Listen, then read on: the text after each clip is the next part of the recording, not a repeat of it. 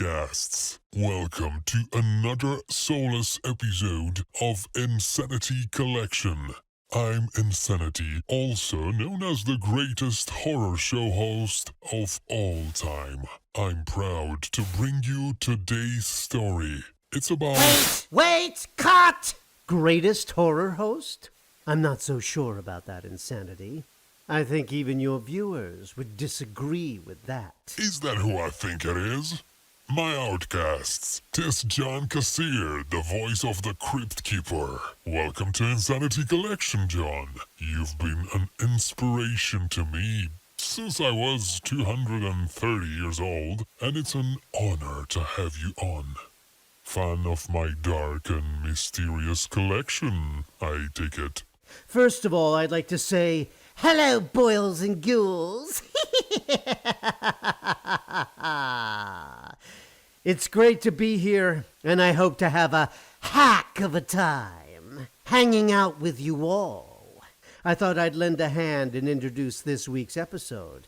That is, if you don't mind, Insanity. By all means, go insane. Okay, outcasts, welcome to Insanity Collection. Today's story has arrived like clockwork. Isabeth isn't too fond of the family timepiece with its murder of Pearlface, and there's good reason she isn't. Its existence has grave consequences for her. I call this one Family Secrets.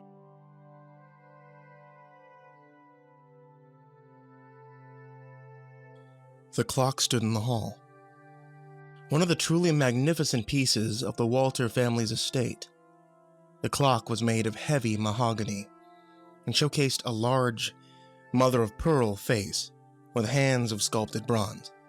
Each hour the tall clock rumbled in the hall, resolutely calling the hour, the passage of time. No one knew who originally designed the clock. Some in the family claimed it was made by an Austrian watchmaker by special commission. Others said it was given to the family many generations back as payment of some debt. No one knew for sure, but it mattered little. The general consensus was the same. Although the clock was magnificent, there was something oddly sinister about it. It was a hard thing to explain, really. It wasn't that the clock was ugly. Indeed, quite the opposite was true. It was heavily decorated, with carved cherubs, shined, glossy. The face radiated pink, blue, and ivory in the sun, while the heavy bronze hands moved about elegantly, their pieces intricately carved. Even the deep groan of its chiming bells resonated with a kind of stately grandeur. Guests to the house often stopped to comment on its beauty, but only at a distance. Even the most ardent admirers of this artistry rarely approached it directly. Indeed, most people walked by it quickly, suppressing a shudder. Even Nadia, one of Old Lady Rose's many descendants and the current owner of the estate, rushed past it when outright avoidance was impossible. In fact, the only person who seemed able to maintain her nerve in the face of the clock's strange atmosphere was Nadia's youngest daughter, Isabeth. At 13 years old, Isabeth was the quintessential misfit. She preferred books to play, spiders to dolls, and twilight to midday. Although she was both pale and blonde in appearance, she was a dark spirit, drawn to all things macabre. However, even she was not totally immune to the influence of the clock. She'd never mentioned it to anyone, but she'd always felt oddly drawn to the elegant timepiece. Sometimes, as she made her way down the mahogany-paneled hallway, she felt as though it was actually calling to her. She found this somewhat unsettling, but also intriguing. She'd approach the wooden monolith with an odd mixture of curiosity and trepidation. Then she'd stare it down as though she were challenging it to a duel. Sometimes Nadia would catch her daughter in the act, her back rigid, her violet eyes peering into the clock's iridescent face, the way one might stare down an adversary.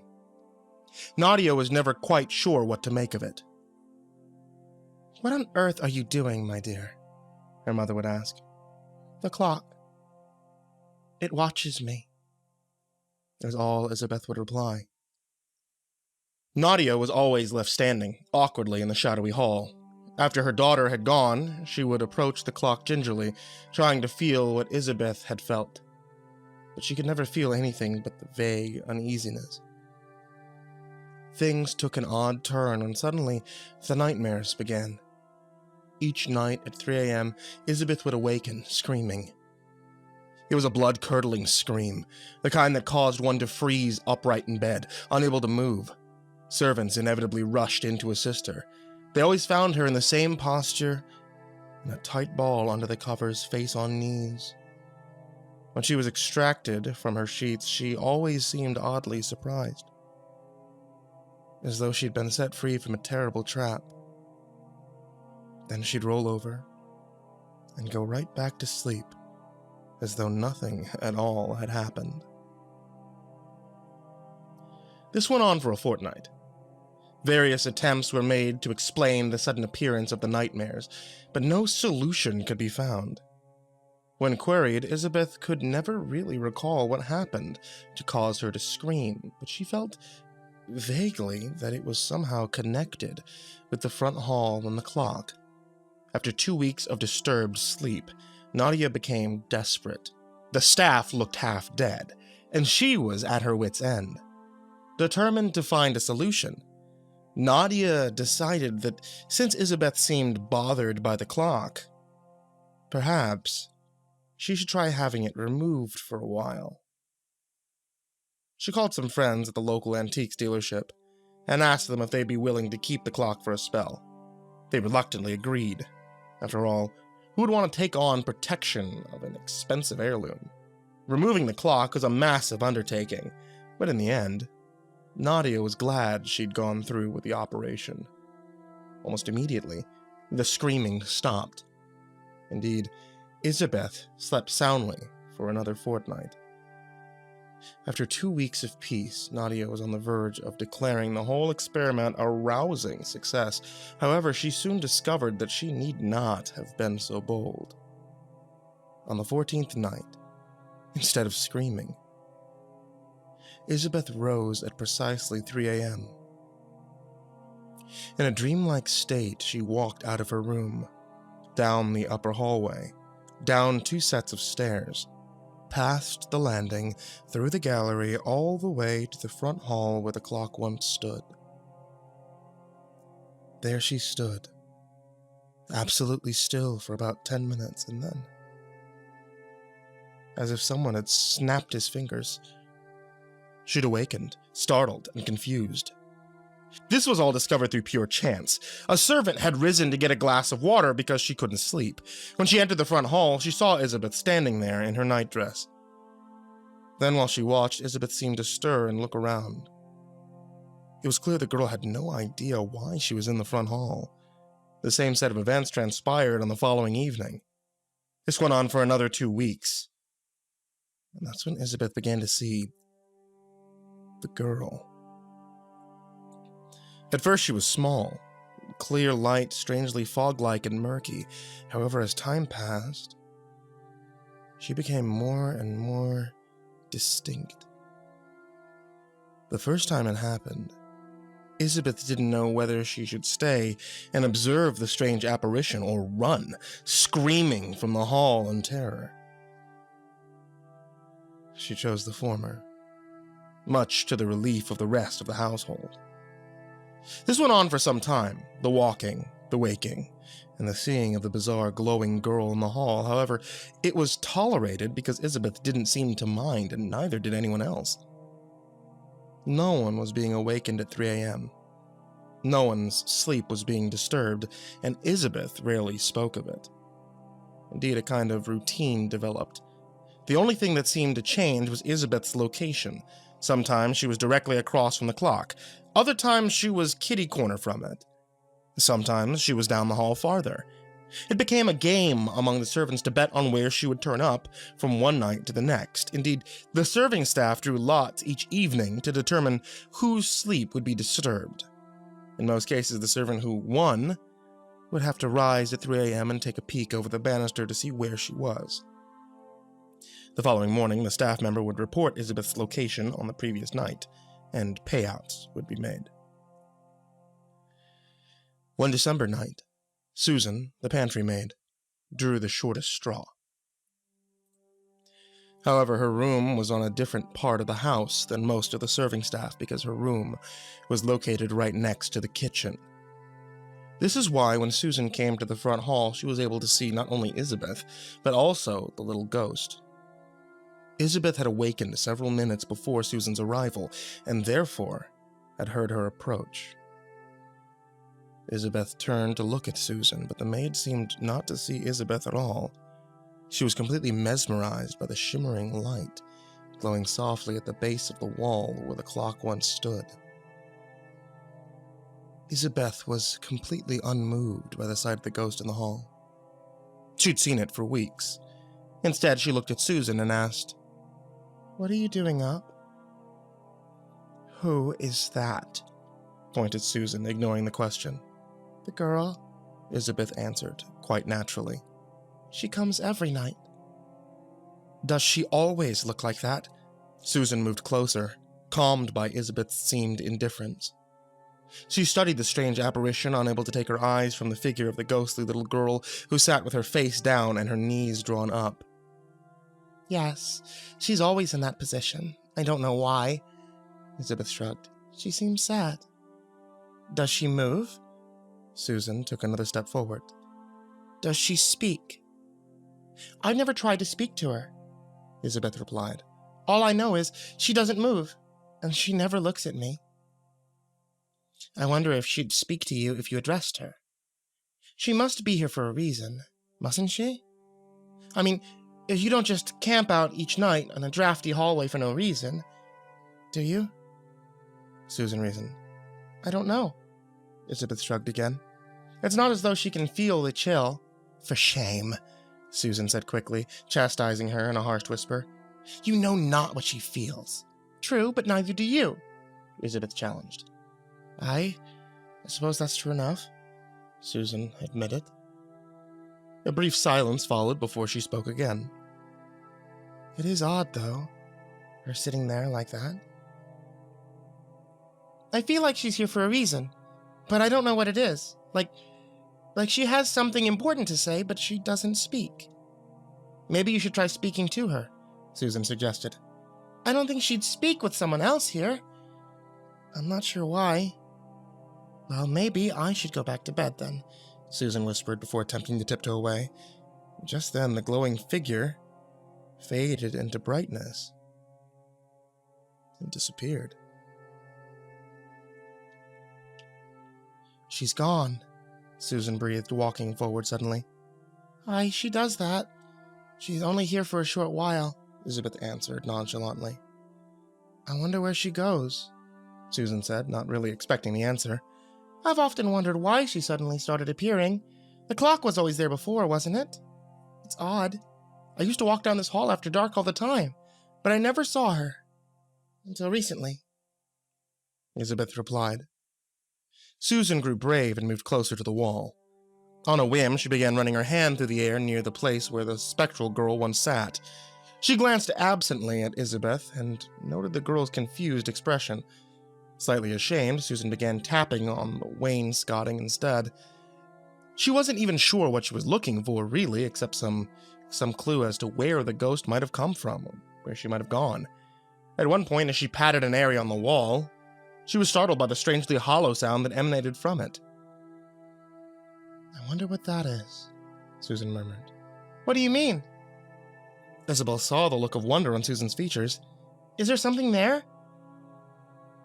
"I'm not sure," Susan answered, before kneeling down to knock more aggressively. She started near the place where the spectral girl had been seen, and then moved down the hallway, rapping on the wall as she moved along. There was no mistaking it. The area behind the clock sounded different than the rest of the wall. "It is hollow there," remarked Susan, walking back towards Isabeth. "I wonder what it means," Isabeth wondered aloud. "There must be an empty space behind the wall," Susan suggested. "Maybe the little ghost is guarding something, Maybe there's a treasure. Or maybe a grave, Isabel countered. Why must you be so morbid? Susan sighed. It's just as likely as a treasure. Who'd bury someone in a wall? Susan challenged skeptically. Someone who didn't want to be found out, I suspect. Ugh, Susan shivered, looking up and down the long, dark hallway. Let's talk of something else. Isabeth merely sighed and began to walk back to her room. Will she come tomorrow, do you think? Susan pursued. Most likely, Isabeth remarked, not turning around. If she does, I think you should try speaking to her. Try to find out what she wants. Perhaps, was all the answer she received. The following night, Isabel awakened at 3 a.m. and walked down to the hall as usual. Again, she encountered the young girl who sat with her back to the wall and her knees drawn up. Isabeth said nothing for several minutes, gathering courage. She pretended her bravery in Susan's presence, but there, alone, with the strange apparition, she was terrified. Suppose the ghost was angry. Suppose it didn't wish to be disturbed. In the end, however, Isabeth collected her wits and spoke. Why do you sit there? She began in a voice that was barely audible. The ghostly child sat perfectly still, its posture unmoved for several moments. Then, as if roused suddenly, the little head came up, and the face of a young girl was clearly visible in its evanescence. And then, the voice like wind in dry grass. I sit here because I cannot stand. I stay because I cannot leave. Isabeth did not answer at first, taken off guard by the sound of the voice. How often had she shared silence with the little ghost? Now they spoke. Two girls in the same hallway, separated by time and life. Why can't you stand?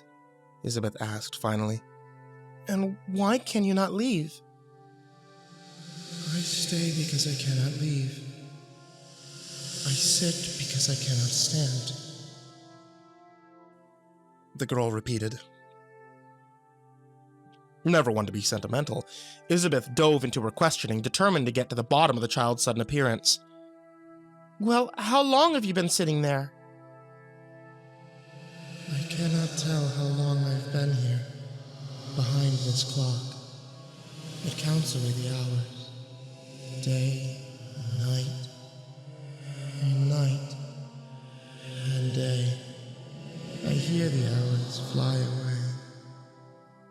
I imagine that's quite true, Isabeth began, noting the girl's antiquated clothing.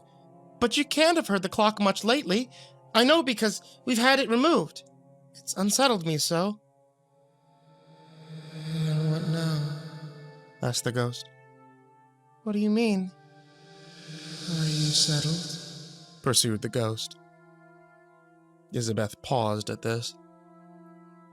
No, I suppose not. Here I am, after all, mulling about in the middle of the night. But I don't scream anymore, at least. So much the better for the rest of them, I should think, replied the ghost with a hint of sarcasm. Well, what of you? We're both here at this hour, aren't we? Sputtered Isabel. I can't help it, snapped the ghost. Who could blame you for what you see? And then, in a huff, she vanished. Isabeth was equally miffed. She crossed her arms impatiently and marched up the stairs to her room. The next day, she told Susan everything the girl had said. As she spoke, Isabeth noted that one of the older maids in her mother's employ was watching them closely, listening to every word. How now? Isabeth said rather loudly, staring at the woman. What do you find so interesting? I mean no harm, Bertha answered, rising from her chair and coming closer. I just couldn't help overhearing. You're talking about the little ghost, aren't you? Aye, Susan began. Isabeth sees her. The little girl, Bertha murmured. Yes, began Isabeth. I think I made her quite cross with me last night. She speaks to you.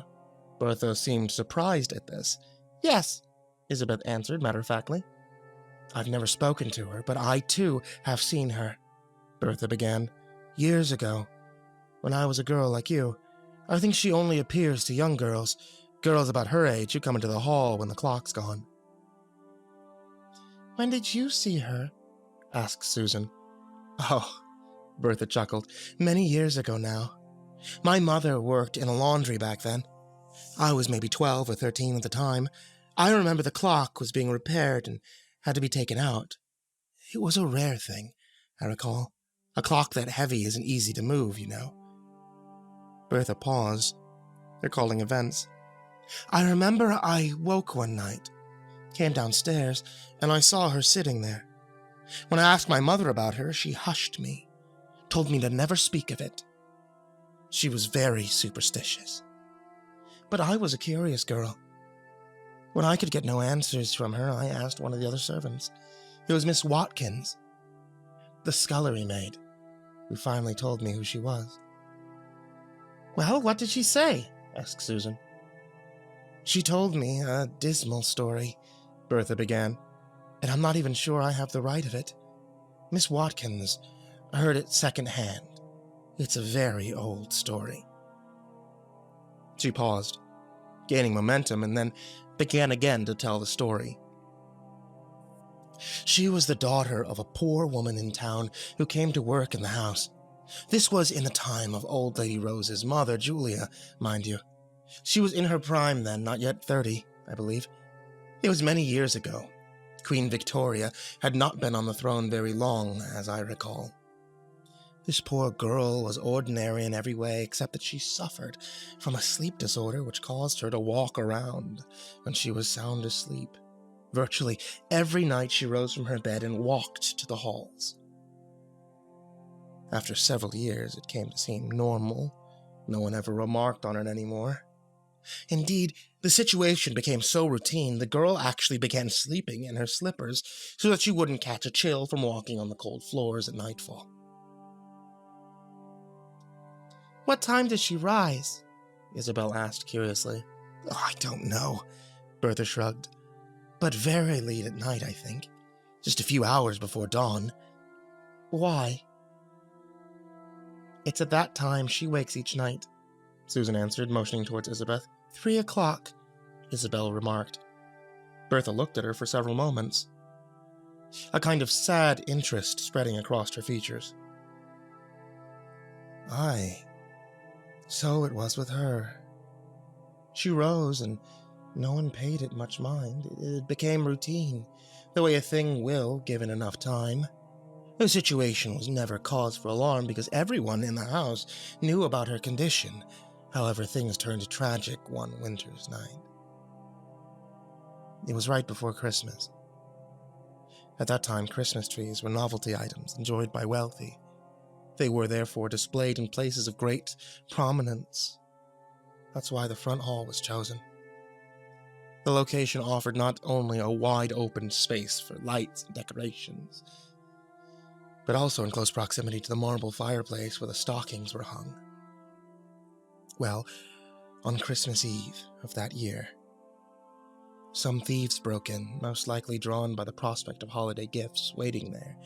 You can imagine their surprise when in the midst of their crime, they noticed a young girl standing in the front hall. Well, she couldn't see anything, of course.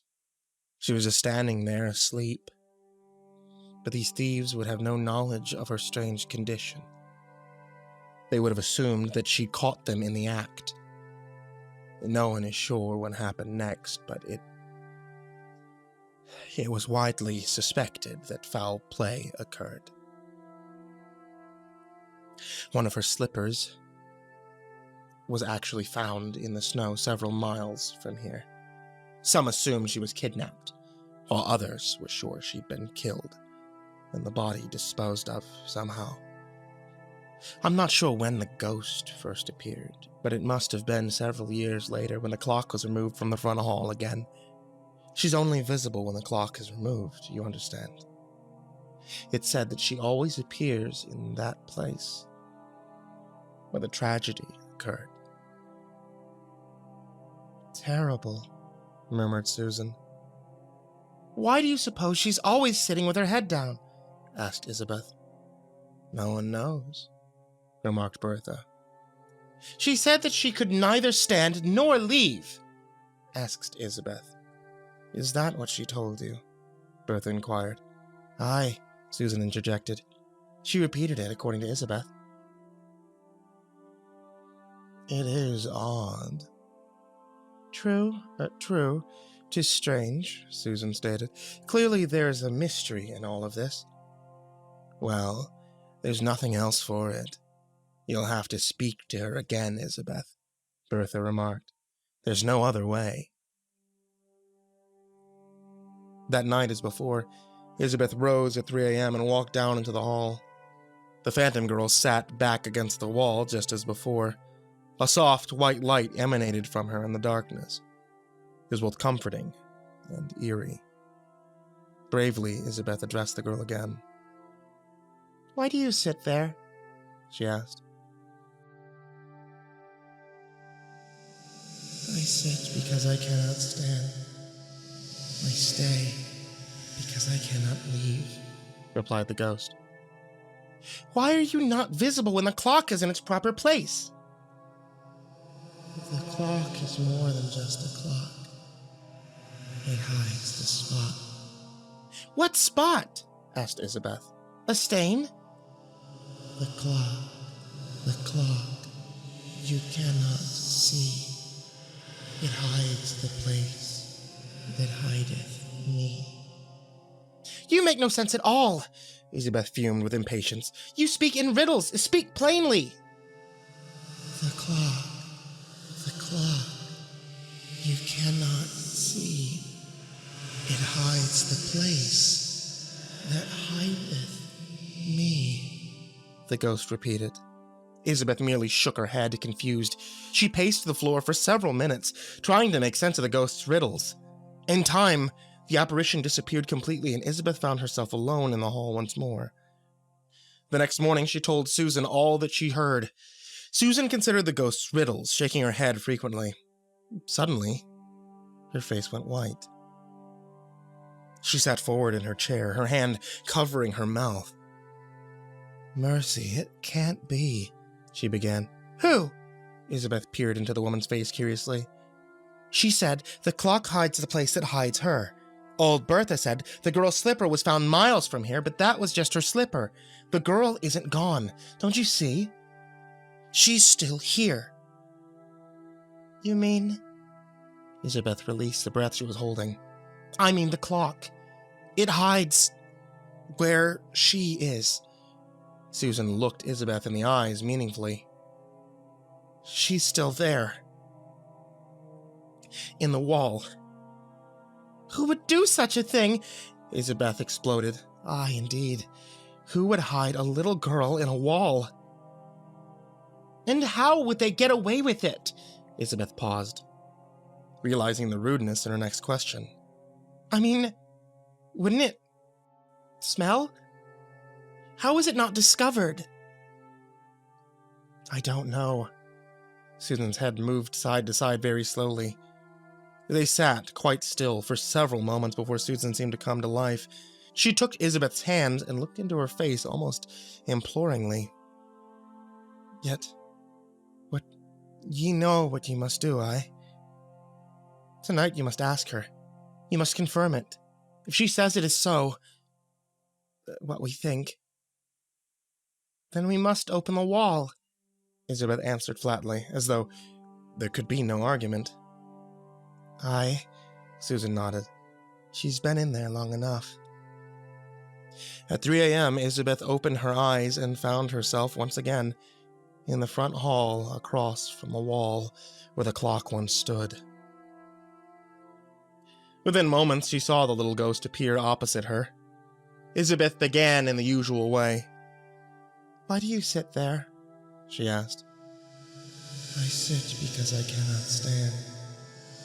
I stay because I cannot leave, answered the ghost. Where is your resting place? Far from here? Asked Isabeth. I think you know. You do. Behind the wall, I am. the ghost replied. Elizabeth tried to keep her voice steady as she asked her next question. And who put you there? Pray tell. Robbers? The workmen came to fix the clock. They came and took it all away. They saw the wealth and began to plot. They planned to rob the house some way. Elizabeth almost snapped her fingers. It made perfect sense. She paced, speaking as she walked. Of course they did. They'd see the house. They knew its layout. They planned to do it right before the clock came back. Great-Grandma Julia would have insisted it be back in time for Christmas. They decided to break in on Christmas Eve. Then they could reinstall the clock on the morning of Christmas Day. Of course, they'd be eliminated as suspects. Who robs a house, then returns to it the next day? But what about the girl? They didn't expect you, though, did they? That part wasn't planned. They didn't know about your sleepwalking. The girl's face was turned downward once more. But how did they... She paused. How did they hide you? Where? In the wall? She asked, finally, almost fearful of the answer. The ghost looked up at this. They shared a long, even look. Their faces were so similar. Their ages so close. They might have been friends. Cousins. Sisters, even. Finally, the ghost answered her. This house is old. It's not like new. There is no wall, but another room. You see me here, but not inside. Within you'll find the place I hide. A second later, she vanished. Another room? Murmured Isabel. It isn't a wall at all. It's another room. There was a long pause as she considered this. How would they have known that there was a room behind the clock? They were workmen, not the architects of the house. From the darkness of the hall, she heard the little ghost again. I tell you true, there were not two that came for me that evil night, but three. The three came in to thieve and bury me without warmth or light. A third man? Elizabeth stepped forward. Another workman? Another man who'd come to fix the clock? One who knew the wall was deep. No workman knows this house so well. Only heirs are privy thus. It was by his hand I fell. Whose hand? Elizabeth demanded. If it was a relative of mine, I have a right to know. The heir, old Walter's blood, the only male, the only son. And then it was like a dam breaking inside of her. The old story, it all made sense, all of it. All of it going back to when she'd first heard about her grandmother's Uncle Collin. All of it came back to her in the oddly vivid way that children recall stories of long-dead relatives. She remembered Grandma Rose's reference to Collin's quirks, his nervous twitches, his inability to relax, the number of brandies he'd drink in one sitting, his obsession with the clock remaining in its rightful place in the front hall, the way he'd become angry if anyone started snooping around the house. It all made sense now. She recalled the hushed talk about him, his gambling debts, his troubles with alcohol and women, the way he'd gone to ask for an advance on his inheritance all those years ago and his parents' refusal. She imagined him planning it all out, him deciding to call in the workmen. Then he'd probably promised a cut if all went according to plan, the room behind the clock chosen to hide the loot. But one question remained. How would they retrieve the stolen items if the clock was back in its place? There's another way in, Elizabeth said out loud. Of course. There'd have to be another way in, so that people could go in, get what they needed, and get out again without raising suspicion. And people never look right under their noses. Never. That's why they never found the body. She had walked some distance from the wall in her thoughts, but she stopped and turned back suddenly, walking quickly toward it. She put her hand on the wainscoting. "Where are you?" she asked in a shaky whisper. "I can't help get you out if I don't know the way in." The way is here. Just here." A light appeared, glowing softly on the wall just a few feet from where she stood. "Just pull the latch, and the way is clear." She moved towards the light, allowing her fingers to roam along the grooves in the woodwork. Suddenly, she felt it. There was a small latch, invisible to the eye. Her first instinct was to pull on it, to open the door, but being practical, she knew she must wait until sunrise. Otherwise, she won't be able to see anything, even with the spirit's glow. "Wake me, will you?" she asked the ghost. "At daybreak. I can't see much now." In response, the light glowed more warmly for a moment, and then went out. She noted the place on the wall. Then, moving into the front hall, she lay down on one of the several sofas. Just as the sun peeked over the horizon, she woke with a start. It was just light. No one was stirring. She rubbed her eyes, rose, and walked towards the wall. She moved her hand along the wainscoting, searching for the lever that she'd found before. She fitted her fingers into the grooves of the wood where the light had shone softly a few hours earlier. Then, suddenly, her fingers caught on what felt like a bent metal nail. She wiggled this, curiously, her thumb finally knocking it loose. There was a sigh of stale air, and a creak of ancient hinges as the hidden door made itself known. She pulled forward on the wooden door, suddenly timid. It was very dark inside. She knew she must enter to see what she must see, but she hesitated, fearfully at the edge of the dark mouth that yawned before her. "Do not fear," the little ghost whispered reassuringly. "I am with you." A soft light radiated in the darkness, growing brighter by degrees. Slowly, Isabeth entered the room. The air was sour, dank, stale, heavy. She felt sick in her stomach, but she moved forward. She had to. She felt that. This girl, this ghost, was depending on her. In some way. She moved further into the casement. This had once been a private parlor of some sort. There were no windows except a small adjoining closet.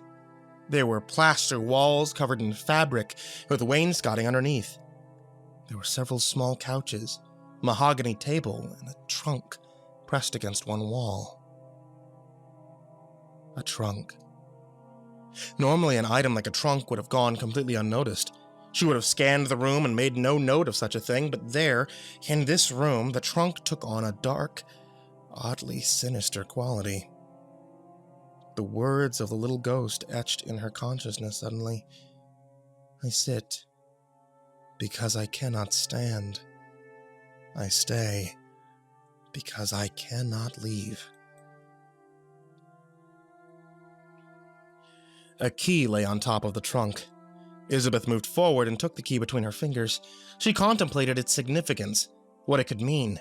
A heavy, hitching emotion rose in her chest, and she found that she could hardly breathe. A tear stung her eye as she leaned down to put the key into the lock. She turned it roughly, pulling the rusted arm out of the sleeve. She was torn between two impulses. Throw open the trunk with one swift motion or run away. She found that she could do neither. She was afraid to flee. Afraid to look inside the trunk. She sat there on her knees for nearly a quarter of an hour. Then, turning sideways, she allowed herself to fall limply against the wall. She ran her hand over the lid of the chest, trying to will herself into action. She must do this thing. The servants would be downstairs soon. What would they say? What would they say to her if they saw her in there? She took a deep breath, gaining resolve. Then she took hold of the corner of the chest and pulled upwards. She did not turn her head at first. She rose to her feet and took a step away from the chest before turning. Inside, the girl's head was down, her face pressed against her knees. Her hair, once brown, had gone an ashy gray. Skeletal shoulders arched downward over bony legs, covered in what remained of a dress. Isabeth scanned the small body and noted that her feet were bare. Why had they removed her slippers? Isabeth looked at one of the feet, pressed flat against the wall of the chest, and then she understood. The slippers must have allowed her to make noise. She could have kicked her slipper feet against the inside of the trunk that made just enough noise to alert someone outside to her presence there, which could only mean she was still alive, Isabeth whispered, horror slowly spreading across her features. She looked at the horrid visage again. There were tethers inside the chest for securing items before travel. The men had used these tools to keep her largely immobile. Her mouth, all skeletal, was still gagged with the remains of a lump of cloth. She suffocated, or starved, Isabeth murmured. And all the while she could hear the passage of time, seated here behind the clock that counts the hours. That's what she said. How long did she wait here for rescue that never came? She looked around the room, seeking the little ghost absently. How long did you wait? A week? 10 days? A fortnight? Just then a click sounded behind her. An adjacent hallway was revealed, illuminated by rosy glows of dawn's first light. It was lined with several old burlap sacks. Stepping forward, Isabeth gingerly opened a sack a few inches. Inside the first bag were several boxes wrapped in brown paper. The Christmas gifts, she murmured. They must have hidden them in this hallway when they disposed of her. She looked over at the girl again, sadly, before speaking. They must have planned to hide them in here all along, but you changed things, didn't you? She spoke to the skeletal girl. They couldn't risk coming in here to get the gifts, with you tied up in here, and later they wouldn't come in because they were too disturbed by the thought of what they'd done. But there still had to have been another doorway. If the clock was put back, they'd have no way to access what they'd taken, dead girl or not. She began moving the burlap bags. She was sure the answer lay in the short hallway. She found her answer in the far corner. There she found a small doorknob, hidden by some loose wall fabric. She walked closer and turned the handle. Slowly. The creaking door hinges grinded as the door opened by degrees. She couldn't believe her eyes. She recognized the table barring her exit almost immediately. She was in the parlor adjacent to the front hall. The table's location and the height masked the outer door handle. How often had she walked through that parlor unaware that there was a doorway in another room right under her nose? She had no idea the door existed, and she doubted anyone else did either. She closed the door resolutely, putting her back against it, sealing it once more. Well, I'd say you fouled that up, Uncle Collin, she began. Oh, you killed a child and got away with it, that's true. But you did it for nothing.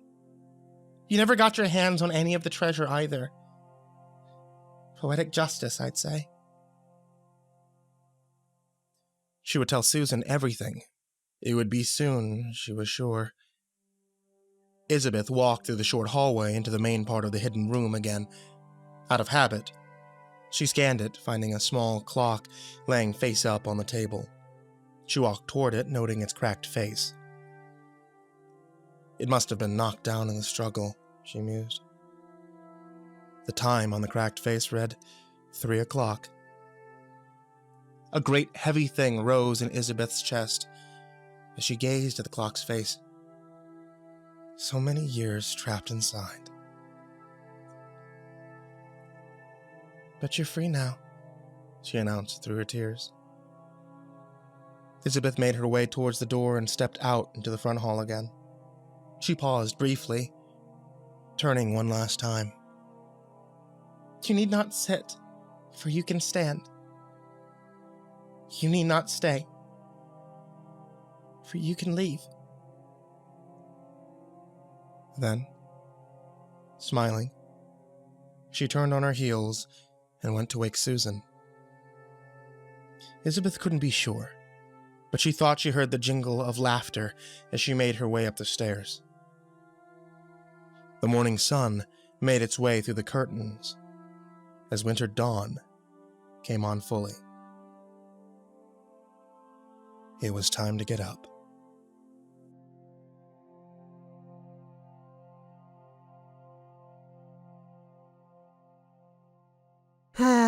I hate happy endings. Thanks for watching, Outcasts. This is John Kassir. I've indeed had a hack of a time here on Insanity Collection. Thank you for having me. Trey Cox Creative and Insanity. Until next time, stay insane.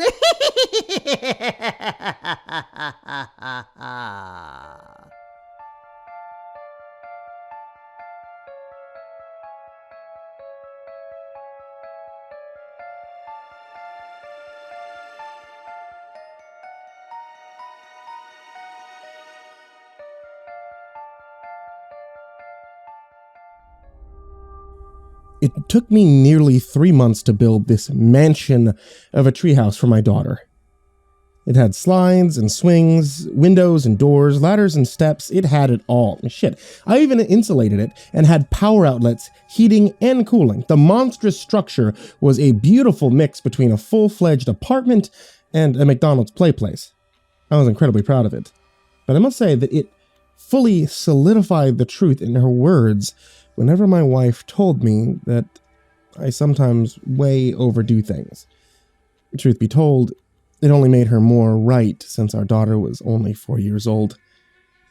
By the time I finished building the treehouse, there were only a few nice days left in the fall before snow hit, and my daughter only got those few days to play outside and in my creation. Even though I did install heating in it, my daughter wasn't a big fan of going outside to play in the snow, unless we turned it into a big event to go sledding somewhere. This was slightly disappointing to me, but she was only 4, so I understood. When the snow melted and the temperature climbed again, she was out there playing in it almost constantly. Now, this made me happy to see how excited she was with what I had made for her. For about a week, it was even difficult to get her to come back inside to eat and sleep. There had been a couple of nights I had to go out and drag her back in the house for bath time in bed. It was times like these that I was happy I had made the treehouse big enough and sturdy enough for me to venture up there. It was plenty big enough, that was for sure. I had made the inside 12 feet by 16 feet with an 8-foot ceiling. I secretly had planned that size so that if for some reason my daughter didn't like it, I could just turn it into a cool sort of man cave. A month went by with her out there spending nearly every waking moment playing either inside or on the swings and slide. Then one day, in the middle of the afternoon, my daughter came screaming out of the treehouse and into the house. Daddy, I don't like it." Whoa, little one, what's going on?" I said as she barreled into my legs, nearly causing my knees to buckle. "My treehouse, it's scary." "Seriously? It's been your favorite place for months. Why is it all of a sudden scary?" I asked with a little more annoyance in my voice than I intended. "I saw a scary man in there. He was hurt," she said. "What? Wait, what did you say? Is there some—" "Just stay here," I commanded as I ran out of the door and toward the treehouse. As my hand touched the doorknob at the top of the steps, my heart jumped for a second, and the thought of how dumb it was charging inside with no real plan if there truly was someone in there. Still, I turned the handle and burst into the room of the treehouse. Nothing.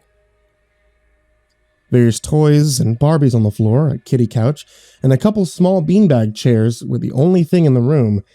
I'd like to say that I searched the place, but that was literally it. There wasn't much searching. It was all one big room, so search complete. I saw no man inside, hurt or otherwise, save for myself. I walked back to the door and back into the house. As I walked through the back door, I found my daughter in the next room, sitting patiently, just watching the back door with her thumb in her mouth. "Who is he?" she said to me, as soon as she saw me walk through the door. "Who was who? I didn't see anyone out there. What did he look like?" "He's gone," she replied, completely ignoring my question and running past me outside. "The fuck just happened?" I thought to myself, as I watched her climb the steps and enter the treehouse from the kitchen window. I mentioned the odd experience to my wife a little later that day. She seemed only slightly concerned. We both chalked it up to her exceptional imagination. That night, as we sat eating around the table, my wife began to ask our daughter about what had happened. "Daddy told me you saw someone in your treehouse today. Did they ever come back?" No." "What did the man look like?" "Do you know how he got into your treehouse?" "He was scary. His mouth looked weird. Looked like he had a lot of owies in it." "Do you know how he got in the treehouse?" I chimed in, wondering if I was going to need to upgrade the security around the house. "I don't know. I was just playing on the swings, and then I came in to play with my toys, and he was there." "So he was already hiding in the treehouse?" my wife asked. "No, he was hiding like in here." She pointed to her head. My wife and I locked eyes at the sound of this, and we both let out a sigh of relief, assuming that it meant it really had been her imagination. Everything went much more smoothly and calmly the rest of the night. We went another week without any thought or mention of the situation. Regardless of the lack of hearing anything more about it, I still felt uncomfortable, and the day after I decided to move the backyard security camera, pointing it at the treehouse as best I could. Sadly, with how much my daughter played back there, I wouldn't be able to see the motion detection on it without it setting alerts every 5 minutes. In the middle of the second week following the unusual afternoon, my daughter again ran into the house screaming about a man in the treehouse. This time I immediately ran out to the treehouse and burst through the door. I was again met with nothing more than an empty room.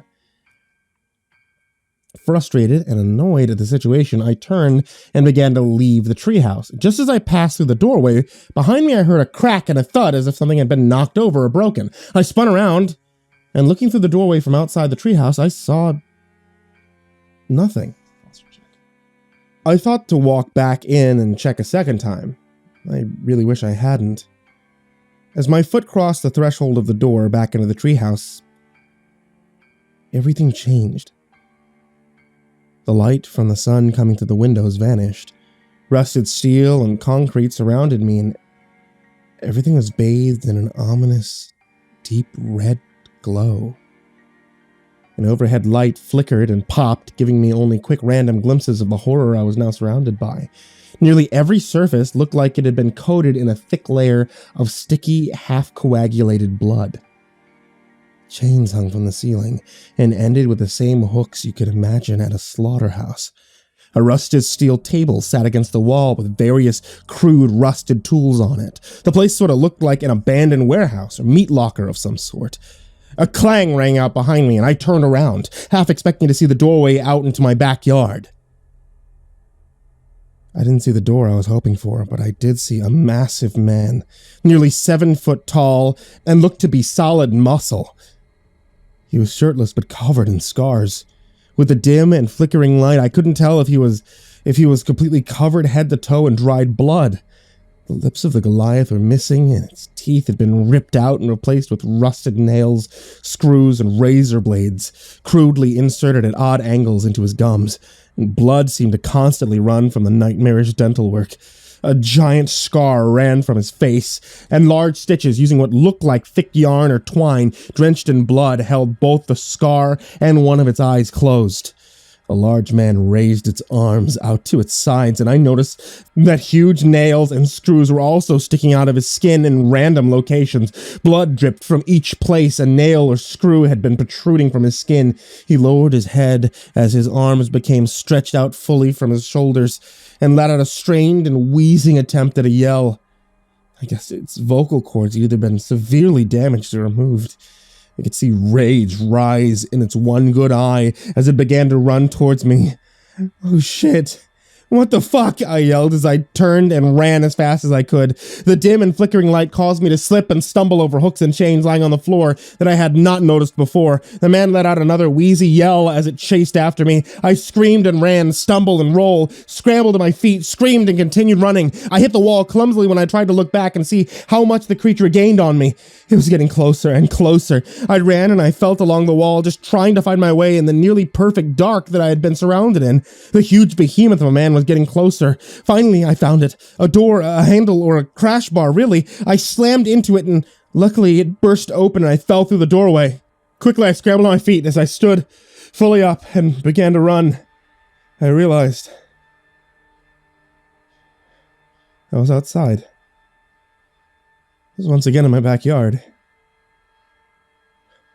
Holy shit, I exclaimed, looking back at the treehouse.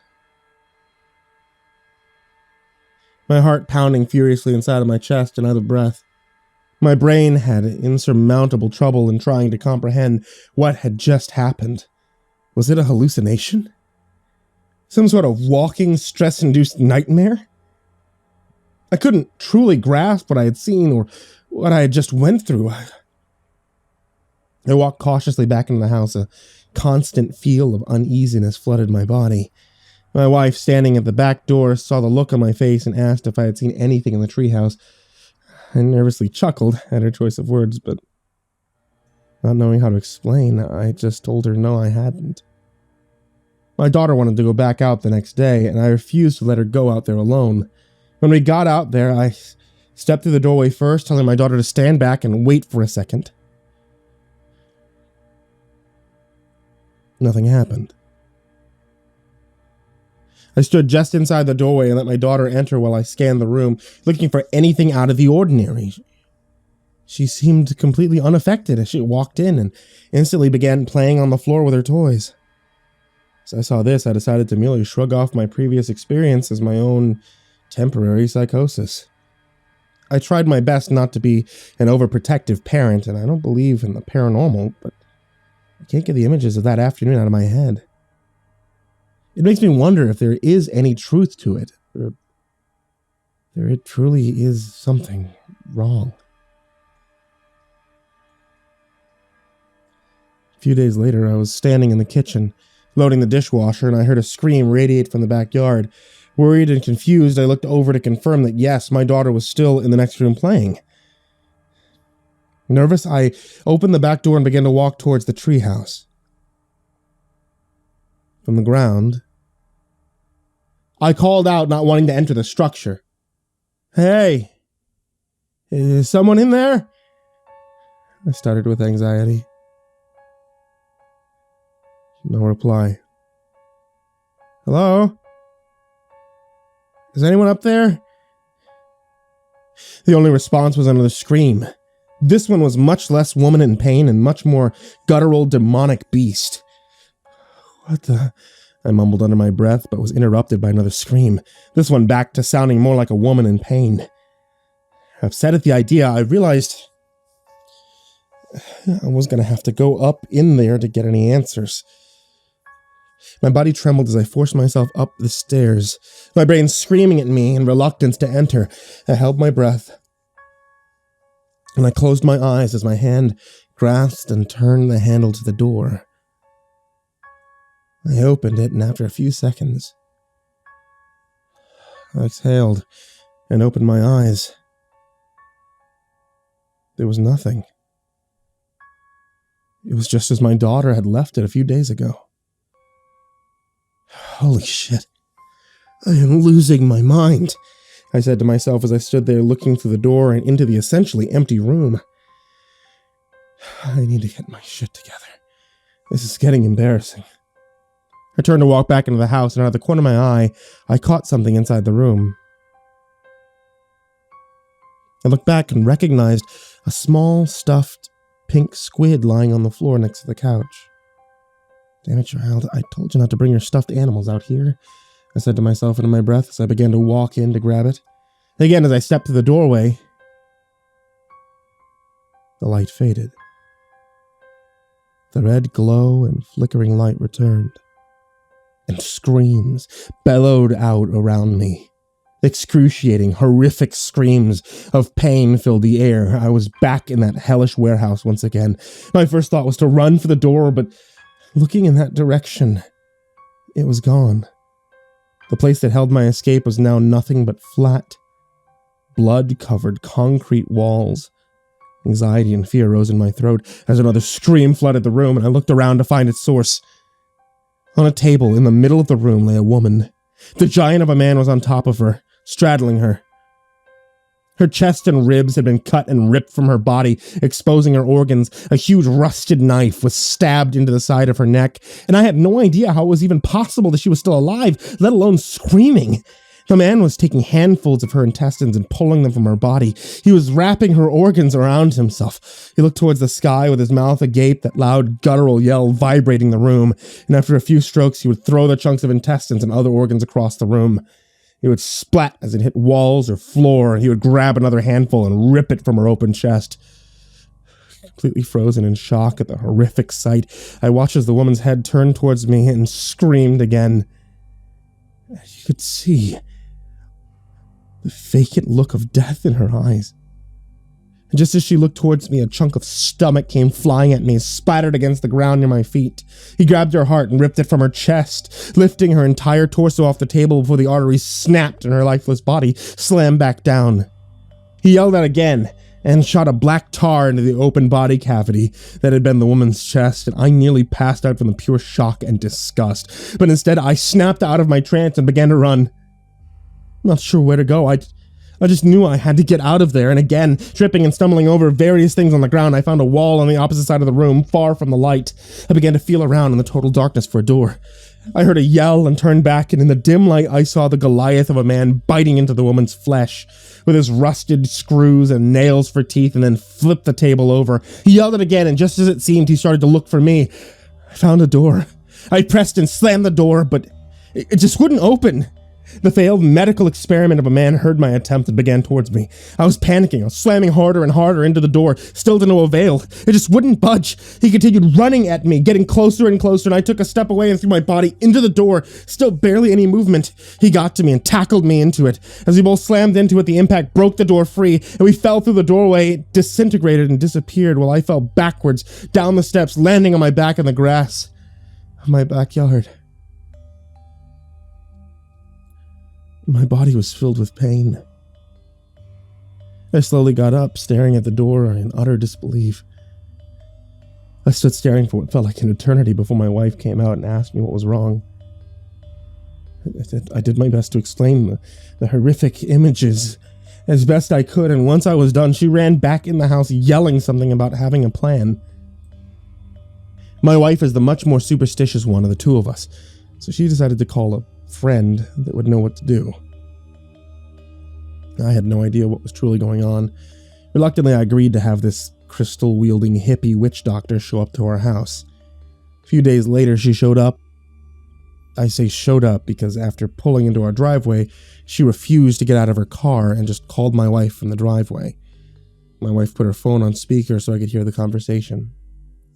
"Something is very wrong here," she said. "I feel a presence stronger than I've ever felt before." "Well, can you come burn some sage or something to get rid of it?" my wife said. "No, absolutely not. I'm not leaving my car. I need to go, and you should get a hold of someone to clear the evil spirit from your property," she replied. "Well, can you come to the house and talk to us? It seems to only be in the treehouse in the back," I said, trying to get as much information for answers as I could. "No, it's not. I'm sorry," is all she said. Before the call ended and we watched her drive off, away from our house. "What is that supposed to mean? I mean, what do we do now?" I asked my wife. "I don't know. That was the only person I could think of." "Well, at least be no more playing in the treehouse, okay?" I responded. "Yeah, I'll try to look online for someone else to help," she said, and she walked off towards the office. "Sure. I'm gonna go block the door to the treehouse so she can't just wander in there," I said, walking towards the back door and motioning to upstairs where our daughter slept. Avoiding it altogether seemed to work well enough. I was disappointed in not being able to use what I had put so much work into. but it had been a month since we had any problems with it, so oh well. And during that month, my wife had messaged and called numerous people she found on the internet, trying to get at least an explanation of what was happening in our backyard. All her effort hardly got any results. Most of the people never responded. Some refused to help or even investigate. And the ones she got to come out to the house did the same as the first lady. They either refused to come inside or just drove past without stopping at all. Finally, I had it with all this and told myself that it was all bullshit and there was nothing actually wrong. I went out to the treehouse and I unblocked the door, took a deep breath, walked inside. Nothing. I was perfectly fine. A few spiders had made some impressive webs inside, but besides that, it was all fine. Ha! See? I knew it! I yelled out. And just to prove it to myself, I even walked over to the doorway and jumped back out and forth across the threshold a few times with no effect. Hell yeah, I was right. It was all in my head, I thought to myself, as I walked back outside. It's fine. I told you it would be okay, I said to my wife as I walked in. I then told her what I had just done out there, and she did nothing but give me a concerned look. I really don't think that was such a good idea. What if you just pissed whatever it is off? She said. Oh, whatever. There's nothing out there. It was all in my head. I'll prove it, I replied, overconfidently as I began to walk back outside. When I got back out to the treehouse and up the steps to the door, I looked back at my wife, staring at me from the back porch. See? Nothing, I said, just before walking through the door. As I stepped through, everything changed again. The darkness was back, and that haunting red glow that seemed to be coming from everywhere and nowhere at the same time. The chains with hooks draped down from the ceiling held decayed and naked bodies this time. A few of them swung back and forth as if someone had just run into them as they walked past, and every one of them had its chest torn open with their organs either missing or spilled out onto the floor. From the far side of the warehouse room, I heard a scream followed by the groans and a yell of the massive demon of a man I had run into the other times. Oh shit. Oh fuck. I whispered to myself, realizing I had seriously messed up. The smell of rot and decay was overwhelming, and I nearly threw up as I pushed past the bodies, making my way hopefully towards a wall or some sort of doorway out of here. Each time I pushed against one of the hanging bodies, something would fall from them. Various body parts and organs fell out or broke off, hitting the floor with thuds and splats. The sound made me flinch every time. I made my way slowly through all the bodies for what seemed like an eternity before I came to an opening. I had been traveling in the wrong direction, and it led me right to the beast. I could see it between two of the swinging corpses. Different this time. It looked as though it had grown at least a foot taller, bigger in every aspect, including all the rusted nails and screws seemed to have changed to the size of long, sharp railroad spikes. Its muscles, now completely oversized, bulged and dripped with blood, both from the various impaled spikes in its skin and from the spatters of his victim. His jaw had become more pronounced, and the rusted screws and razor blades he had in place of teeth were much bigger. He also now had large, rusted metal, bloodied horns that looked like twisted rebar jutting from the top of his head. I caught the horrified look of the man lying naked on the table just before the beast grabbed at the skin at the top of his chest and ripped it down and away from his body like tearing off his shirt. The beast looked towards the sky and dangled the skin over his face, letting the blood drip down all over him before dropping the skin into his mouth and swallowing it whole. The man on the table began to scream in pain, but his cries were cut short as the beast leaned down and bit into the man's throat.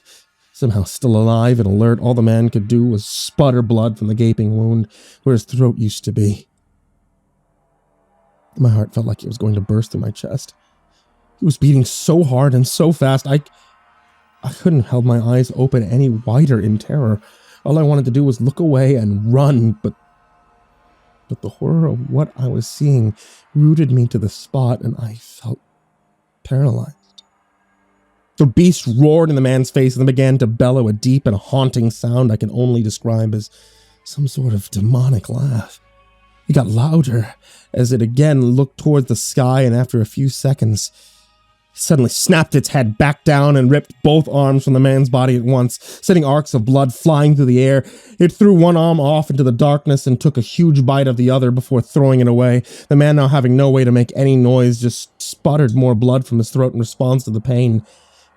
I watched on in shock, knowing I really needed to get the hell out of there, as the beast leaned in and began to study the man's face. The beast's thick black saliva dripping onto him as he held his gaze mere inches apart. Another roar exploded from the creature's mouth, and my shock suddenly broke. I began to move as quickly and quietly as I could through the bodies in the opposite direction, desperately looking for a wall or door. The sound of ripping came from behind me, and shortly after, I was hit in the back by part of a leg with a huge bite taken out. There wasn't much of the man on the table left, and I knew that meant I was very quickly running out of time before he would be looking for someone else to put on the table next. Now covered in blood and viscera from pushing through all the corpses, I finally made it to a wall. Sadly, I found no door. I began to run down the wall, my fingers slid along and hoping to feel a door, and in my panic, I ran straight into another wall as I came to the corner of the room. As I hit the wall with a loud thud, I fell back. Another roar emanated from the center of the room. I stood back up and, placing my hand on the new wall, began to run down it, my footsteps making so much noise now as I panicked, running along the wall. I heard the chains beginning to swing, and I knew that beast was on the move. Oh God, I mumbled to myself as I ran. I smashed face first into another wall, another corner, and still no door. Standing back up again, I turned and made my way down the third wall, my face and body hurting so badly from slamming into two walls without even slowing down.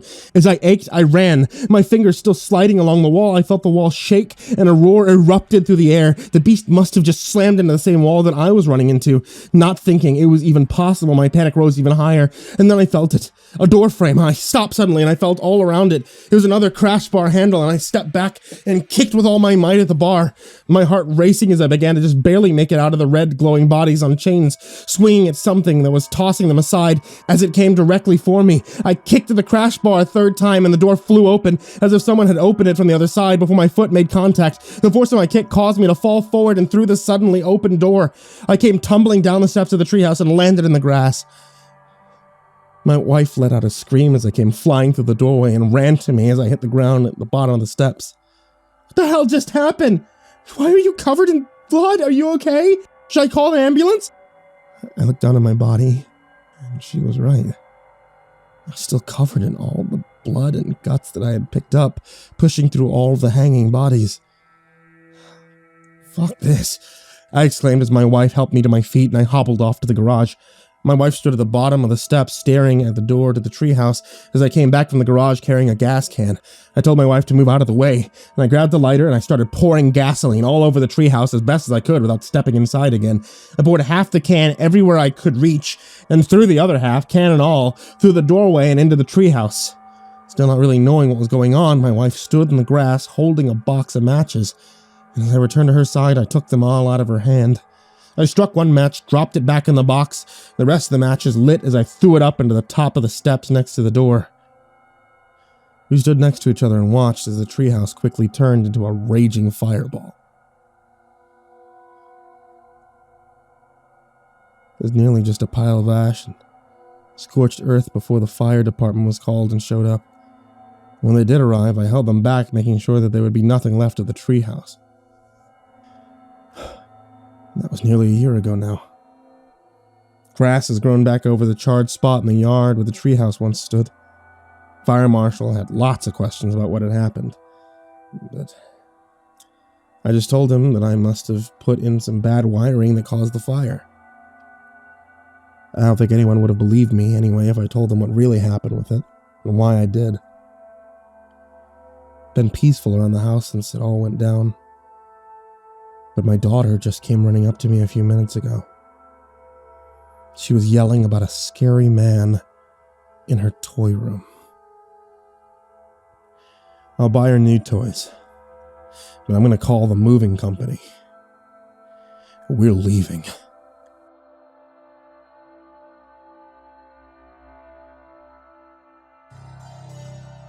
It's the strangest thing. During launch, there's a cacophony of sound and a tremendous shattering, mighty force of pressure. So much so that it feels as if in that moment the whole world is collapsing, and you grit your teeth and your knuckles flush white from the grip. And you trust your harness and you shut your eyes so tight you feel they'll bleed. But then, some minutes after leaving that pad, it's all over. And then there's nothing but silence to be heard. And the beauty in silence. And no weight of gravity at all to tie you down.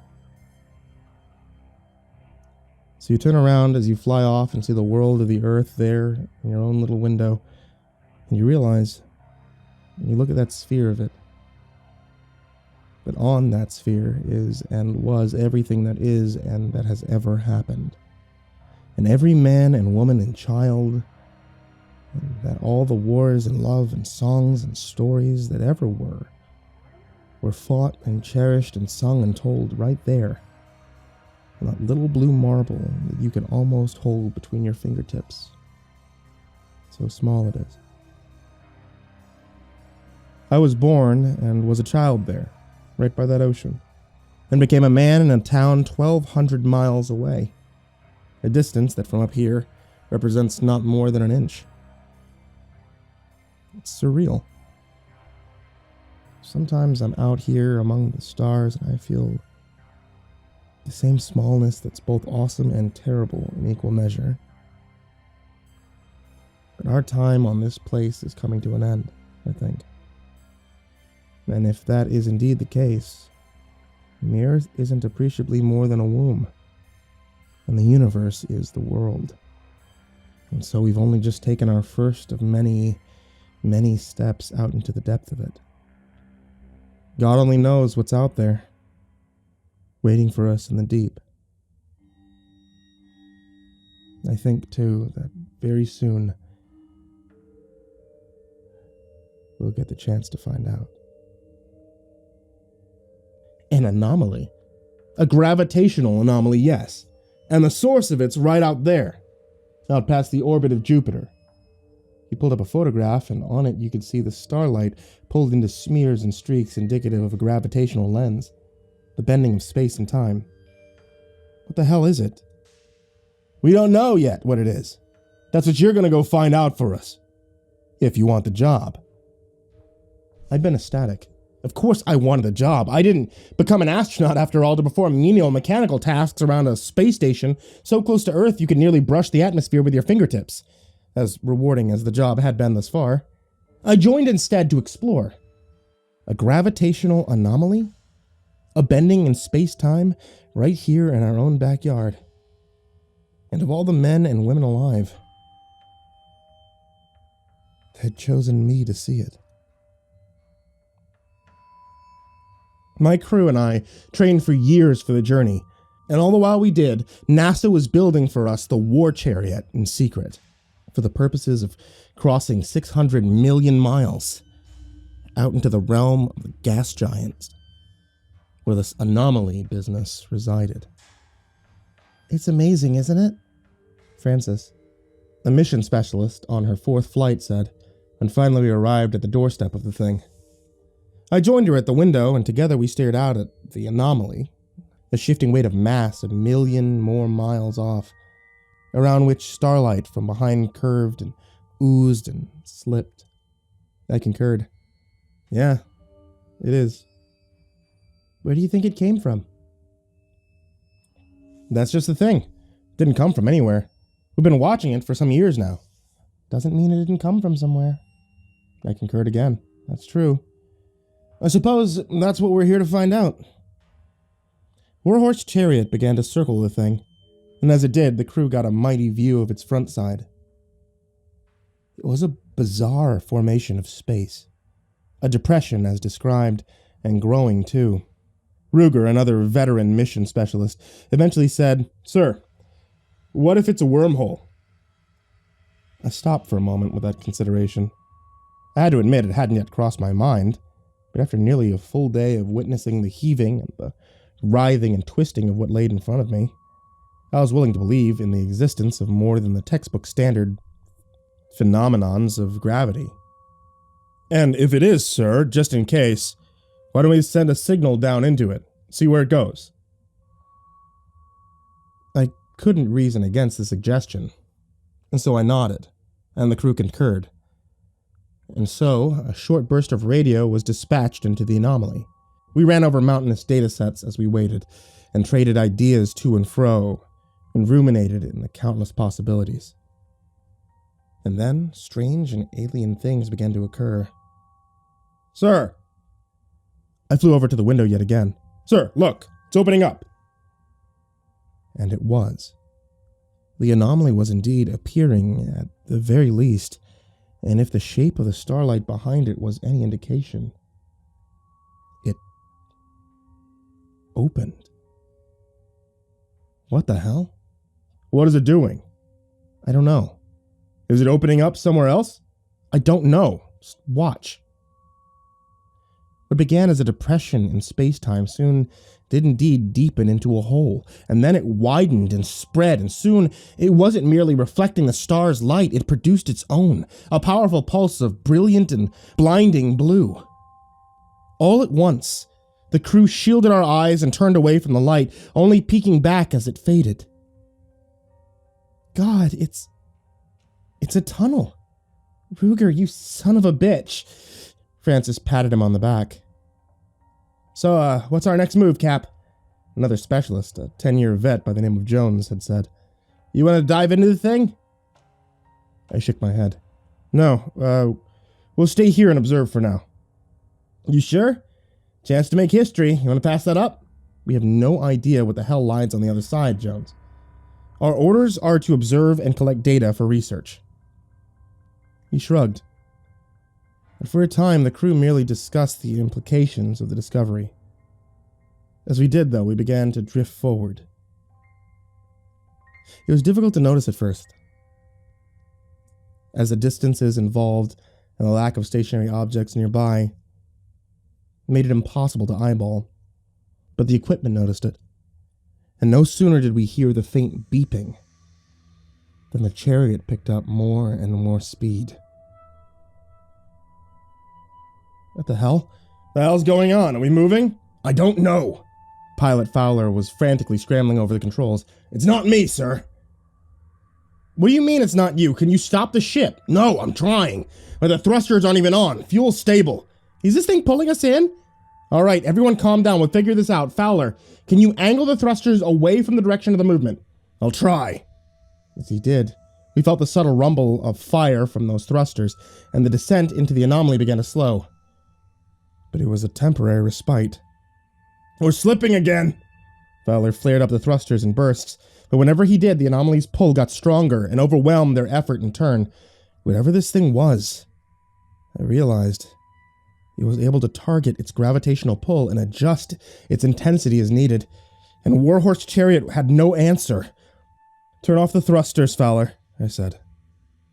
No sense in wasting our fuel. He did, and a silent distress settled over the crew as Chariot flew into the anomaly.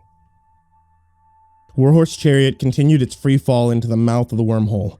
At its own speed, it's a journey that would have taken days or weeks, but with the anomaly collapsing space and time itself in front of the ship and expanding it behind us, the ship gained impossible velocity. We approached the speed of light. Then we reached it, relative at least to the solar system outside our reference frame. Fowler said, "Holy shit, guys! We're going at light speed. We're actually moving at fucking light speed." How is that possible? We're not moving an inch inside our bubble of space, I said, without breaking eye contact with the anomaly. That's how. It's space itself that's moving, and there's no limit at all to how fast it can go. Another moment passed before I added, "Everyone strap in. We're almost inside." And then, the ship began to rumble, and to shake, and to groan, and the blue light brightened, enveloping us whole. Moments later, we entered the tunnel, and Warhorse Chariot exited the solar system. Neither space nor time retained its meaning in this place. There was nowhere There was no when. There was only the ship and her crew, and a hull protected from the madness of the journey by a sphere of space-time that flew through the tunnel made of the same stuff, past 1,000 galaxies and 1,000,000 stars and 1,000,000,000 worlds. For a time it was beautiful to behold, but that time was fleeting and quick. Before we exited this dimension, the pressure of movement overwhelmed the integrity of the ship, and I heard a groan of protesting metal and then cracking, and then titanic crashing. The lights went out, and all sound in the cabin of the ship ceased at once. Hello? There was no response. Fowler? Ruger? Silence. And darkness. And cold. Such frigid cold. My skin began to grow numb from it. Francis! You there? Baker! Nothing at all. Nothing answered me. Slowly I struggled to undo the seat harness that... Fuck! Another flash of blue. It was bright, so exceedingly bright, in fact, that I couldn't see a thing or think, and it filled up the whole of the cosmos from where I sat, and it lingered. On our side of the wormhole, the pulse had merely been that, a heartbeat, a flash of light, and not more than an instant of time had been taken up by it. But here it stayed active, like the supernova of a star, and then I could feel the heat of the light, and it washed over me in waves. And then... something else happened. I began to feel something in my head. Something in the light. No doubt. That saw me and saw a usefulness for me. It was clawing its way through my mind, pulling up memories and dreams and thoughts and ideas and sifted through the lot of them. As if it was searching for something. It hurt. God, it hurt. And in a lancing, sharp way, I grabbed my temples and squeezed shut my eyes, and I heard myself scream, but the harvesting continued nonetheless. I saw images and memories and thoughts and dreams. Perhaps it wanted me to see them. A birthday party. A ringing hallway bell. Playing in the mud. The first kiss. A mountaintop snowfall. A sunset on the beach. What does this thing want? What do you want? I hear myself say. There's a pause. For a fleeting moment, the pain stops, and so too does the harvesting, but only for that moment. And when it's over, the process begins again. And the memories it finds begin to focus, and my eyes roll back. Flash! A memory of a conversation is summoned. It's about nothing. An old co-worker discussing expense reports with me. The light loses interest in swift order, and then it moves on. Flash! An earlier memory now. Another conversation. I'm speaking with my mother. I'm looking up at her in the kitchen with oven mitts on, and she's telling me to wash up for supper. She speaks slowly and simply. I must be, 10? Younger? The light lingers a bit here and then moves on. Flash! Elementary school, or earlier. Maybe kindergarten. We're learning penmanship today. I look down at my paper and I see the alphabet scribbled there in loops and scratches. The light lingers here too for a while, and then the memory fades. What do you want? I say again. Another pause. And then another memory comes up. A high school bully of mine, Greg Rickey. He runs up to me after a football game and says the word food. And then there's nothing. Perhaps the light is waiting for a response. Food? I say. Flash! Melissa looks down at the note I'd passed her 3 days before prom and says, yes. Oh, okay. Good, okay. What kind of food? There's another pause before flash! Just an image this time. A bolt of electricity in a thunderstorm, seen from my dorm window. 2001 or 2. Lightning? You eat lightning? How? Flash! My mother, after watching the dog piss on the floor, shouts, no! Okay, you don't eat lightning, so... Flash! A bouncing dodgeball in the high school gym. Another image of lightning and one of rippling air on the pavement in the midst of a midsummer heat wave. A ball, okay, and lightning and heat, like a combustion of those things. Is that it? Flash! Melissa again says, yes. Okay, give me a second. Hot ball of energy, like a... Wait, like a star. The image of the sun that popped up in my own head as I uttered the word gave the light some pause. Then I felt a force of power. It stung. Flash! An image of an armadillo from a nature documentary. It curls tightly into a ball, and the memory fades. I don't follow. Flash! The image repeats itself and drags a bit on both ends to see the creature walking for a moment. Its weight shifts left to right, then it stops. Then it curls up into a ball while its little armor plates shield it. Are you an armadillo? You eat like an armadillo? Flash! Mom shouts again. No! Now it's an image of a cat and a ball of yarn. It curls around the thing. Then there's another visual of a hand wrapping itself around a baseball. It throws it home. Something about curling into a ball or onto one. Flash! Yes. Okay.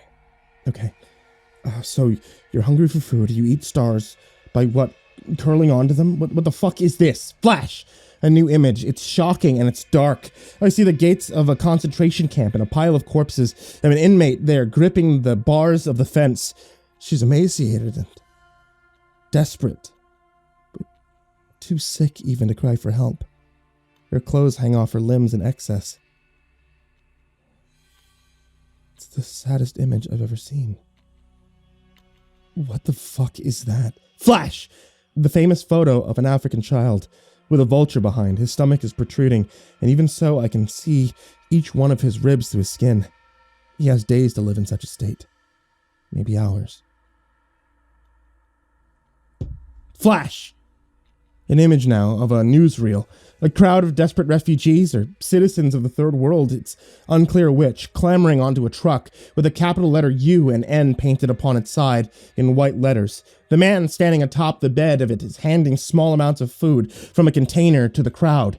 He doesn't have nearly enough. The crowd presses in and the truck is buried in the numbers, unable to move.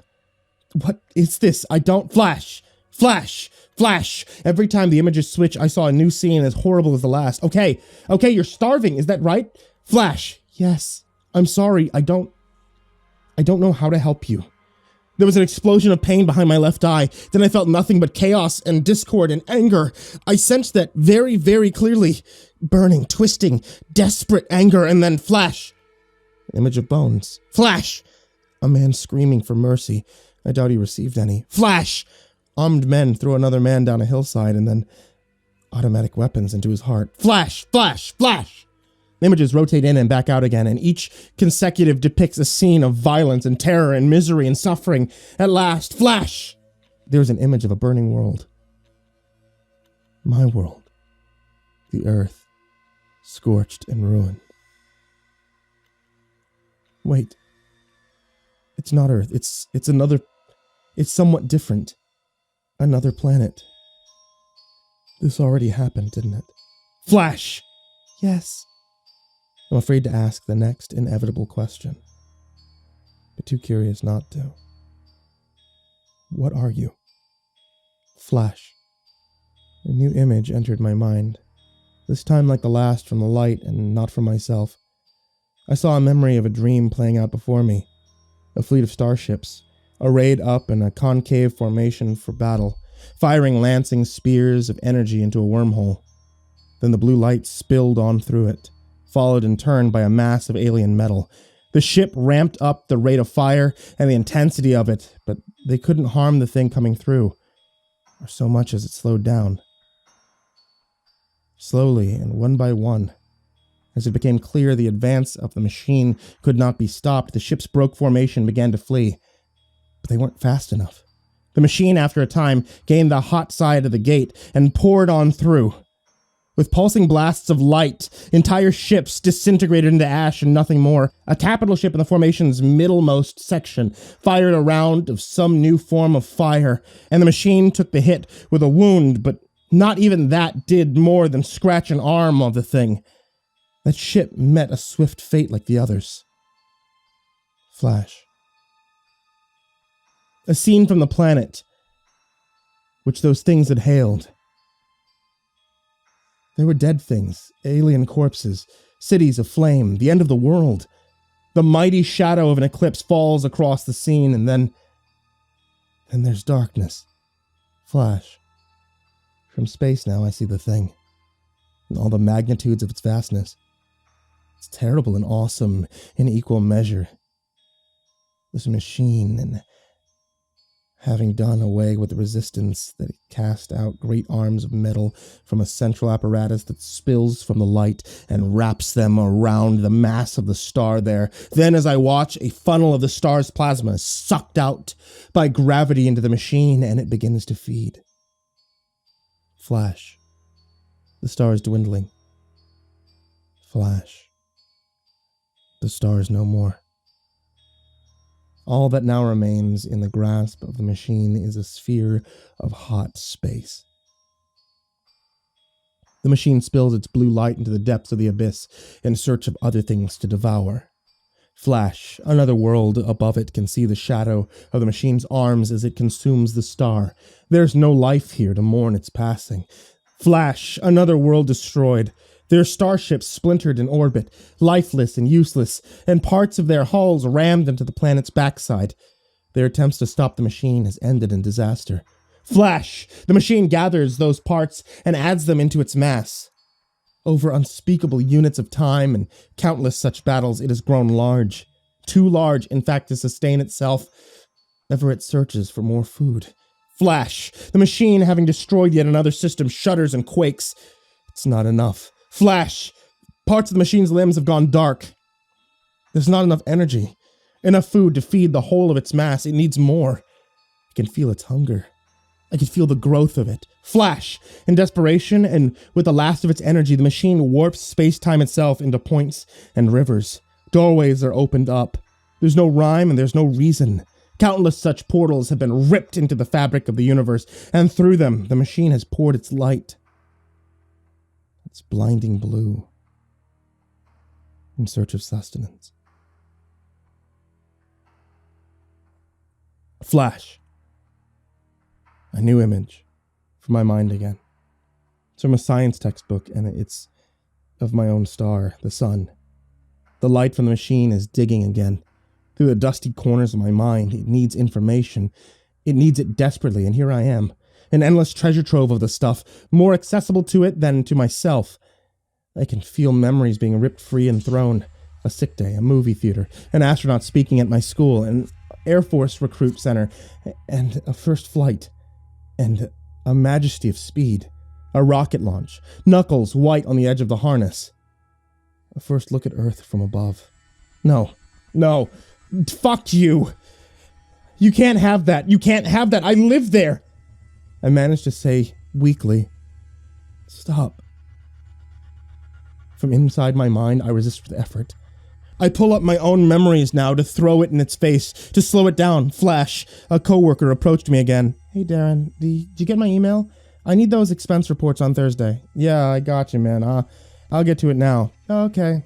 Oh, hey, did you talk to Brad earlier? He's, I flinched. The fuck? Flash. Mom yelled, no! And the digging begins again. Data, mountains of it, to be poured over. A look at the sun from the Pacific side beach. The machine tastes the warmth of it. Its hunger roars, but I push back harder. Everything I have. What else? What else do I have? My name? I have my name. Darren Gray. Darren Gray. Darren Gray. Darren... Flash. No, damn it, Sydney. Not in the house. No! Flash. A new image. I see the sun now. From the window of the warhorse chariot. And then flash, a childhood friend ran up to me on the playground during a game of hide and seek and said, dude, where's Eric? Where? Flash, another image of the sun, white and alone. Flash. The friend says again, where? Flash. Where? Darren Gray. Danny Gray. Danny Gray. That's my name. Danny? Something with a D. I think, right? Flash, the sun again. Flash, where? I don't know. Flash. The image of a galactic layout and Milky Way maps with labels for the sun flashing through my mind. I was getting closer. I could feel a thunderous surge of power. No, stop. Flash. The pain increased tenfold. My vision swarms and burned. I thrashed and grabbed again at my temples and screamed. But the light, the machine, doubled down yet again. call signs, wedding days, a hospital bed, TV, documentaries, Apollo, Voyager, One Earths, radio presence. It was getting closer. Danny Green. Sir? Flash. My father's rummaging through the kitchen, phone in one hand. He muted it with the other. Anyone see my pen? He said, Danny Green. Sir? Never mind, my father said. I found it.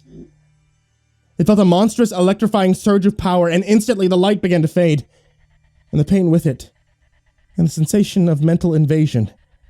Felt like waking up from a dream, but the nightmare hadn't faded yet. Sir! I stumbled back. I felt that much. I stumbled, and something caught me. Sir? Captain! I opened my eyes. It was Frances. She'd been crying. What? Sir, I've been calling you. I said to stay out of the light. I looked around the cabin. The power was on, the crew was here, all of them were getting up off the floor, and all of them stared up at me with confusion and with concern. What happened? I don't know, she said. We sent that signal into the wormhole thing, and then this weird blue light just poured out of it, and we all hit the deck, but... She looked around. But you didn't. You had this look on your face. Like you were in this trance. And I don't know, I thought you were dead. She started to cry a bit. I looked over at the others. Nobody else saw that? Saw what, sir? Anything at all. There was something in the light. I saw this machine in there, and it... I stopped. I was losing them. Sir, I think you should sit down. No, we need to leave, now. What? We just fucking got here. I know that. Don't you think I fucking know that? I began to stow away cargo and strap down things for a boost. Everyone strap in. Fowler, plot us a course out of here. Baker grabbed my arm. Sir, I mean it. You need to sit down, okay? Gather your thoughts. Jones, can you get him some water or something? I don't need water, Baker. I shook him off and continued loading. Fowler, on the seat now. Let's go. Fowler looked at the others. They shook their heads. Ruger spoke up. Sir, we have come through hell and high water to fucking get here, and here we are, on the threshold of history. We're not leaving, not yet. I'll lock you in the fucking quarters until we get back at the end of the mission if I have to. Shut the fuck up. Sir, Frances stepped forward. Always the peacemaker she was. Don't do this. Please. Shut up! None of you saw that thing. Fowler, do what I said. What thing? The machine? Fowler, get on the seat now.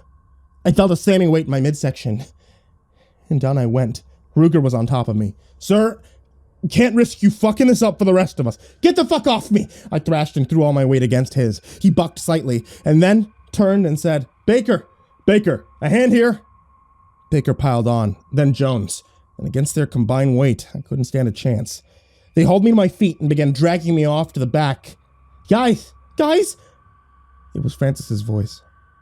We stopped, and we looked up, and she was pointing out the window, towards the anomaly. Look! We did. Instantly, I felt 3 pairs of hands loosen their grip.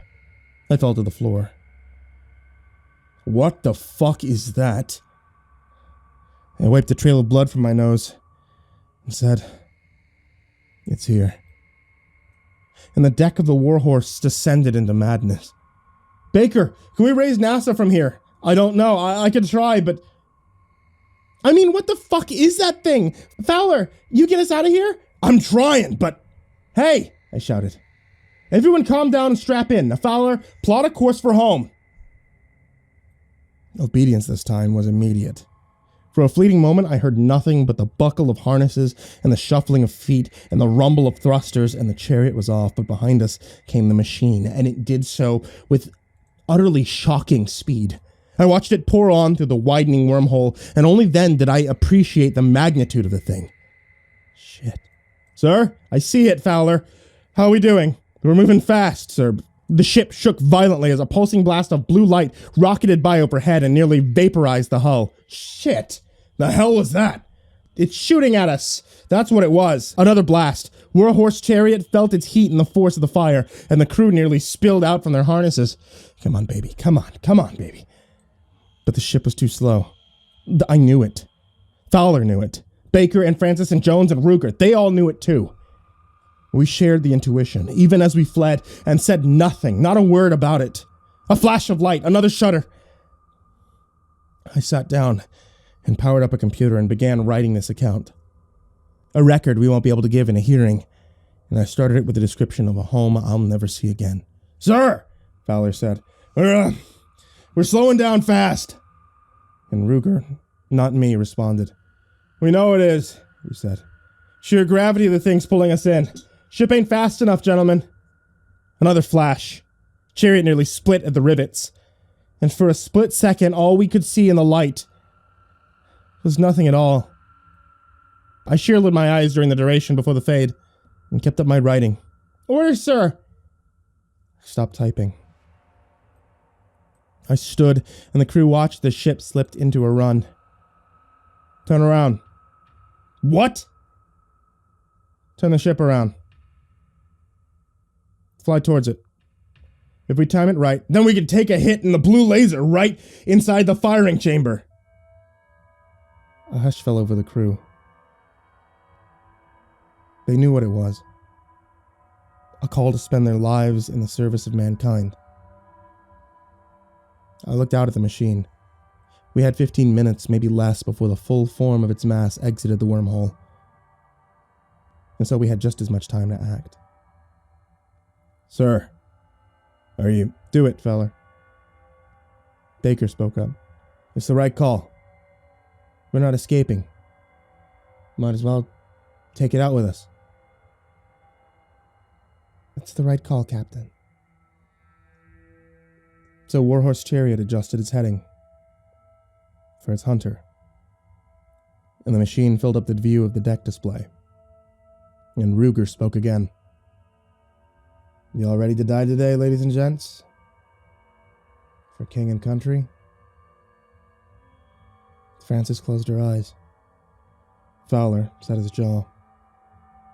The gravity kicked up by the sheer mass of the machine took the Chariot on a wicked pull. Then one bolstered by the ship's thrusters, and the gap between us was closed quickly. I typed furiously. The machine's central apparatus opened its yawn to fire, and that old blue plasma pooled up in its center, and I pointed it out to Fowler. "I see it, sir." Put a hand on his shoulder. "You did great, son." And now I bring this account to the current moment. As I write, the machine hastens up its firing process. A piece of it still lives on in my mind, I think, because I can feel a foreign panic when I myself am at peace. I believe it knows that when all the numbers are added, there's nothing it can do to prevent the Warhorse Chariot from flying into its firing mechanism. At the moment of discharge, it is inevitable, and for that reason, I have accepted it. And Baker too. And Jones and Ruger and Francis and Fowler, all my brothers and my sister. They have accepted it. And they're praying and closing their eyes. And there's no crew ever made that's finer to die with. To NASA, if ever you receive this transmission, know that we died well. And know, too, that although there are monstrous things out here in the deep, there are also wonders in it. Never lose the spirit to find them. Darren Bradford Gray, commander of the USS Warhorse Chariot. At 6:09:22 p.m., Eastern Standard Time, an explosion event was picked up by the Hubble Space Telescope and an array of surface-based observation and private telescopes. NASA claims the event was a large-scale asteroid impact. Other satellites have been proposed with examining the area of the incident. As of early August, they have spotted numerous pieces of floating metal, most of which will either join the asteroid belt or fall into the surface of Jupiter, and an excessive amounts of radiation seemingly indicative of collapsing gravitational events. Closer inspection has revealed that the anomaly, Warhorse Chariot was initially dispatched in secret to inspect, has ceased to exist.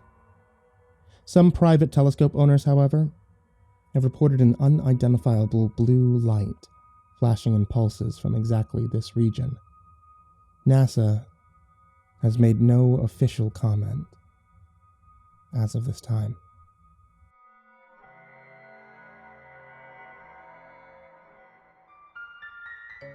I live in a small suburb a little ways outside of a major city.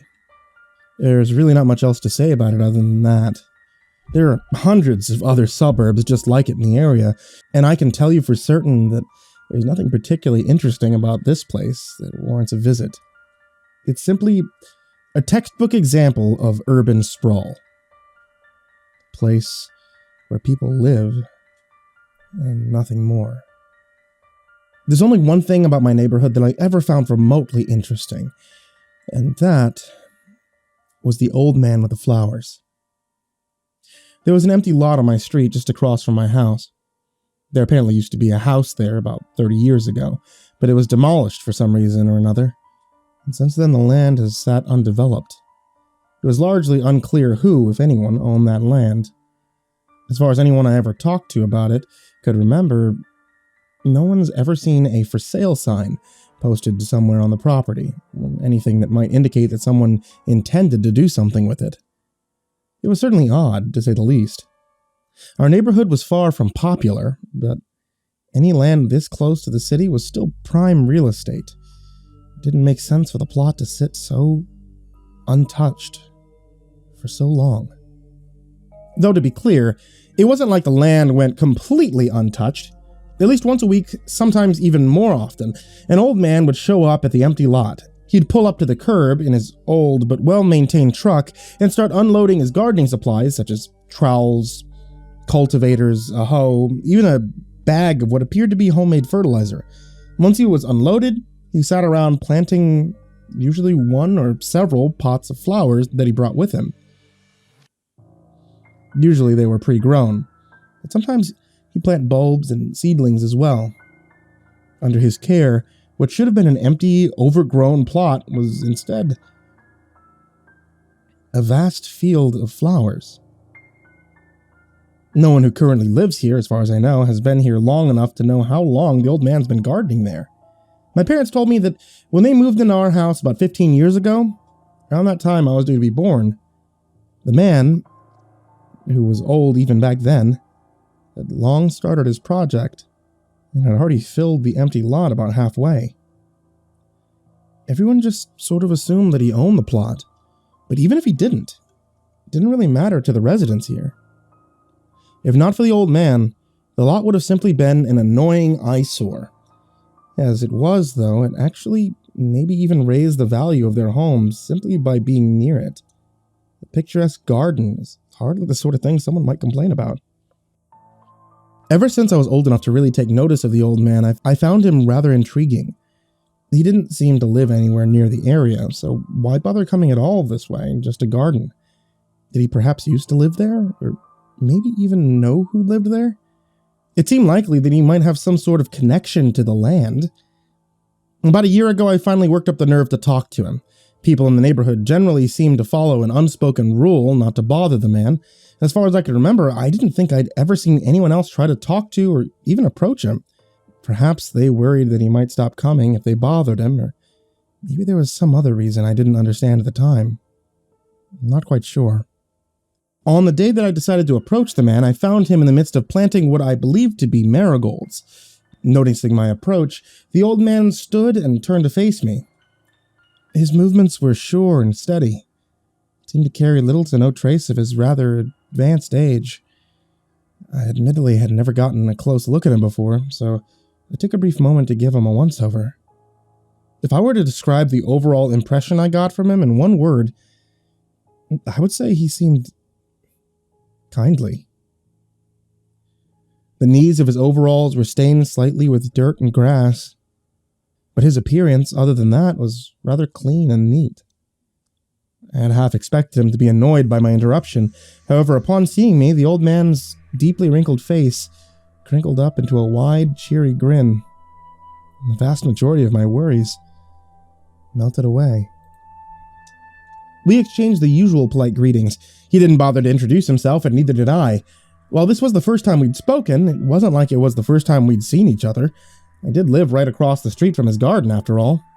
After that, the conversation lulled, and I realized he was waiting for me to say what I'd come to say. Still somewhat nervous, I opted to cut right to the chase. "Sorry to bother you, sir," I said, "but I wanted to ask, why do you plant all these flowers here?" "Well, son," the man paused, seemingly deciding how to best answer. "It's to remember them by."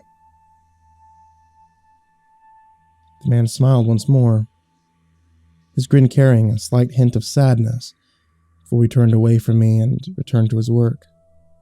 His response only raised more questions in my mind, but I left them unspoken and returned to my house feeling regretful. I wondered if I had asked something I shouldn't have. Part of me worried that he might not show up again, but in spite of my worries, he was there the next week just the same. Not too long after that, I ended up developing an interest in photography. I would often find myself traveling to the city to take snapshots of the expensive cityscape, and other times I would travel outside the city limits to explore and photograph the majestic vistas of nature. If you can't guess from my melodrama, I'm really into it. However, my favorite subject was always the old man. I found something about his solitary figure working diligently amongst the slowly changing landscape of the flowers around him distinctly peaceful. I even entertained thoughts of compiling my pictures into a photo book or something like that. I felt a bit guilty about taking them without his permission. However, I figured the old man likely wouldn't mind, though I had no real evidence for that conclusion other than the vague impressions I had of him from the one and only time we ever spoke. In any case, I doubted that it would ever become an issue, as the pictures were just for myself. That all changed about a week ago now.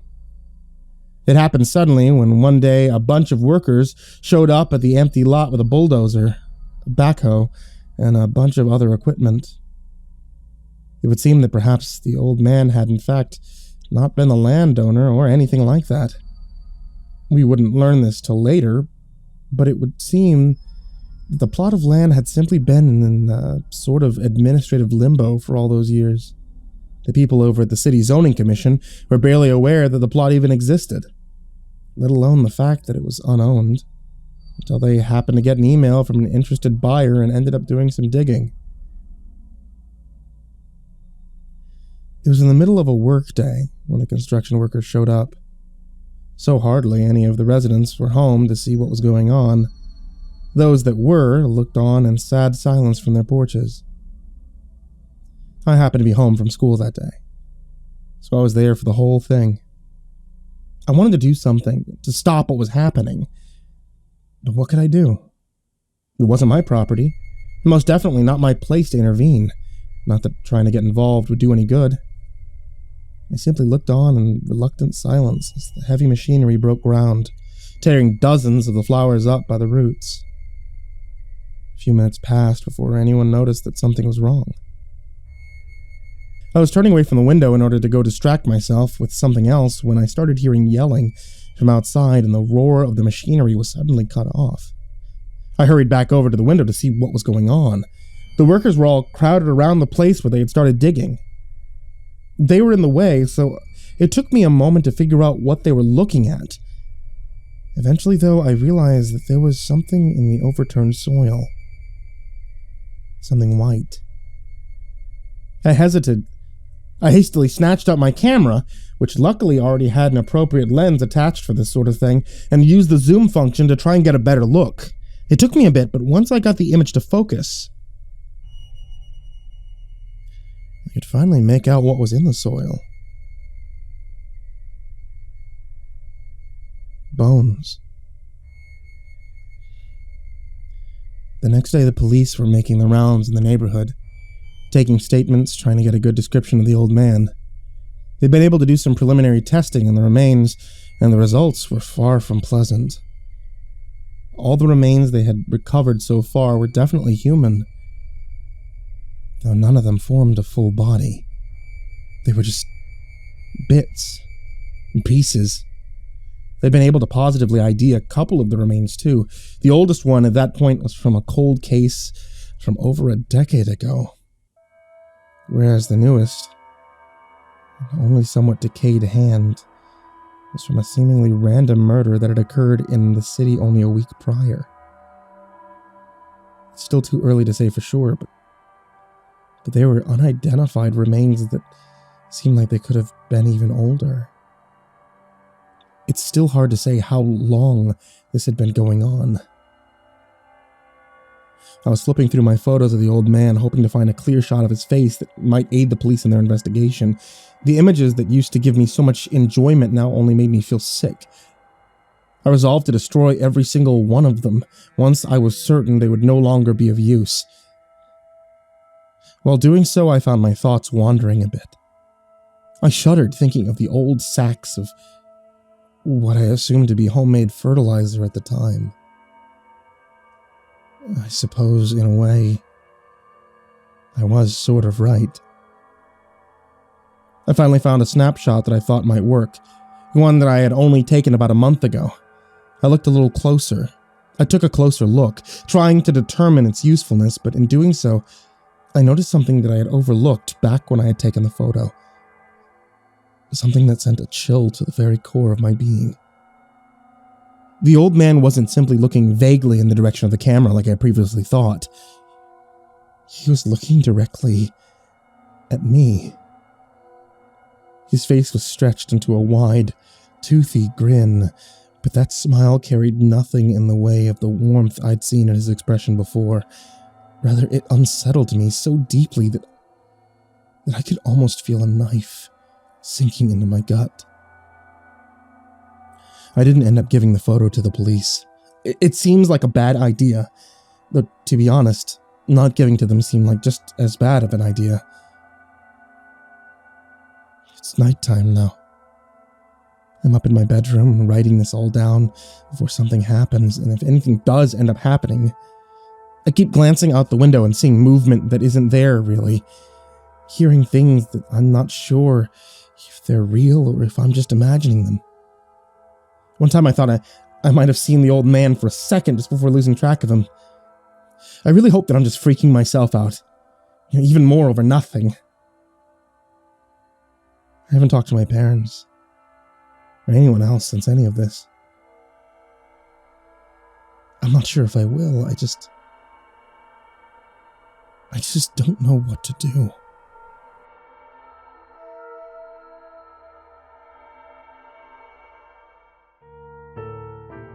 This is one of those campfire stories that just exist. Ones that seem to have the darkness of forests and sit down at crackling campfires. The characters and settings are different, but that wrongness in each retelling never changes. Of course, it isn't my story. I'm not involved in its roots or current cast, just a wretched retelling.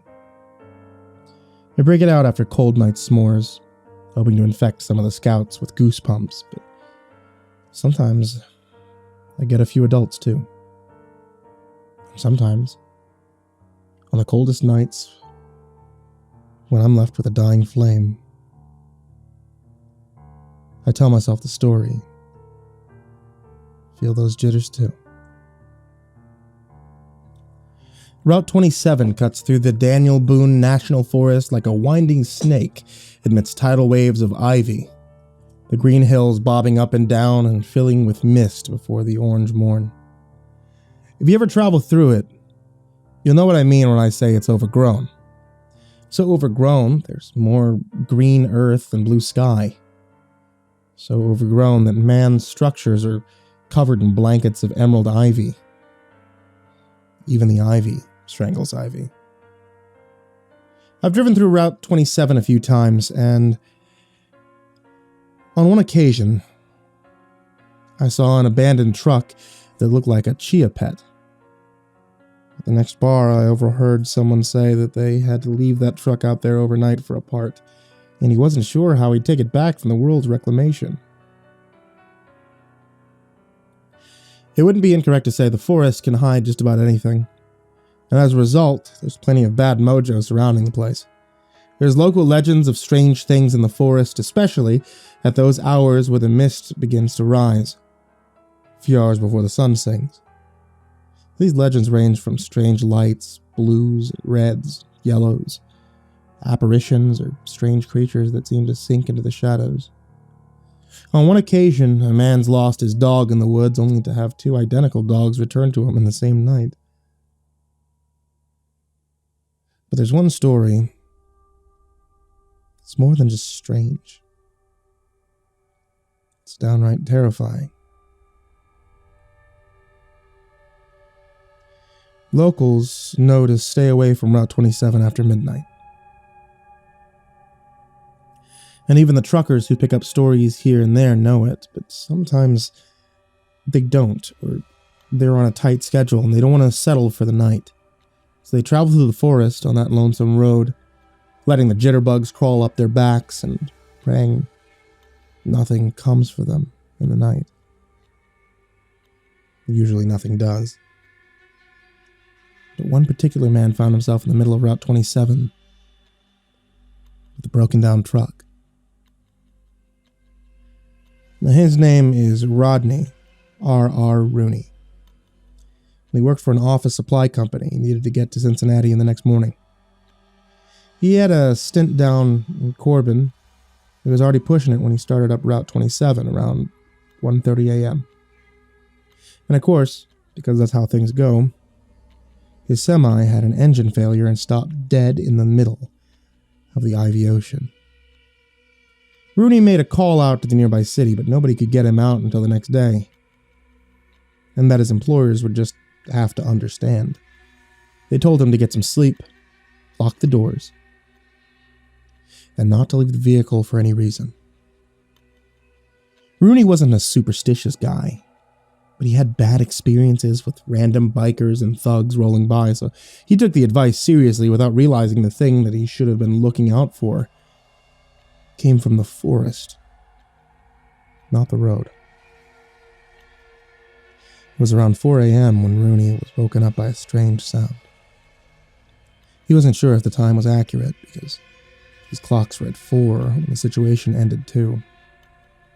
But what he did know was the mist had come up and made it look like his semi sank in a pool of gray water. From far off, Rooney heard what sounded like metal screeching, like some mechanical machine going haywire through the forest. It screeched and screamed and sent shivers up his spine, sounding similar to a fork scraping a plate thousands of times. The trucker swore he thought he was hearing an amplified car crash and waited for the telltale smashing of metal on wood and rock. But it never came.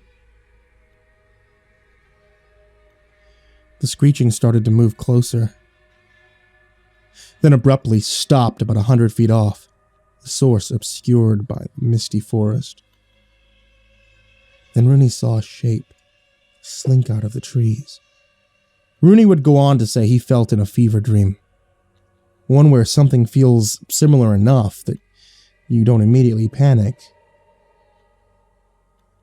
but there's enough wrongness in subtle ways that puts you on edge. And even after you wake up, you're not entirely sure if you're awake. It's a feeling like everything in the house is shifted half an inch. Close enough to the original thing that you don't take notice, but different enough that you start hanging your toes, reaching for the wrong thing. So when the pale thing came out from the trees, Rooney wasn't scared. He saw the familiar human shape, the arms and 2 legs and head sitting on the shoulders. Even its walk was vaguely familiar, But then Rooney began to see those fever dream details. The body stretched taller. The arms were a bit too long. The legs had some extra joints. Its walk seemed forced, as if it wasn't sure how to walk completely. And as it came more into focus, Rooney began to realize this dream was quickly devolving into a nightmare. The thing managed to stumble up to the truck's doors. It was able to look inside the truck, or it would have been if it had eyes, yet it must have been able to sense something as it scanned the inside, stopping right on the terrified Rooney. No lips covered the pristine needle teeth jutting from smooth jaws. And then, all at once, the same metal scream sundered Rooney's ears, and he watched as the truck's doors were torn off of its hinges and flew out into the mist. The thing stood in full focus. Rooney had never seen anything like it. He didn't care if it was supernatural or extraterrestrial or hell-birthed. He felt his skin roll up like scraped wood, and to save his sanity, he chalked it up to the alcoholic hallucinations, despite him not having a drink in 3 days. The thing then reached in with its arms, pale and hairless, and gentle grabbed Rooney by the shoulders. Then, with incredible strength, it lifted him from the truck and cradled him like a bobbling baby. It smelled of flowers, damp and limp flowers, flowers that were swept away in great black floods and found their way to bleak swamps, yet retained enough of their sweet smell to be hinted at, like recalled dementia-lost dreams. The thing brought him deep into the forest. It had a den of sorts, way past the misty trees where nobody would know, and in the pitch-black night, underneath the thick canopy of trees and vines, Rooney could only be still as the thing carried him towards its makeshift home. But he felt a burst of panic when he felt wet flaps brush against his face like damp curtains, drenched with dew and summer drizzles. But what caused the panic wasn't the wetness. It was the taste of said wetness. In the second it brushed against his face, he tasted harsh copper. And that taste instantly took him back to the bar fights he had years ago. The fights that left his nose broken and leaking streams of blood. The taste he got now was of blood. The curtains were skins, he realized. The thing had decorated its place with skins. That, and the next part I don't tell the scouts. I just skip over them. And when a bunch of guys come down here to the bonfire for a few beers and want something to ignite their adrenaline, I let them know the full story. Because the story's always been there, waiting for new visitors. The thing put the bumbling, shivering trucker down and began to strip him. In a few minutes he stood naked, cold, and beyond the point of forming words. He blubbered out cries and whines, and knew for sure he'd be hanging out on branches soon.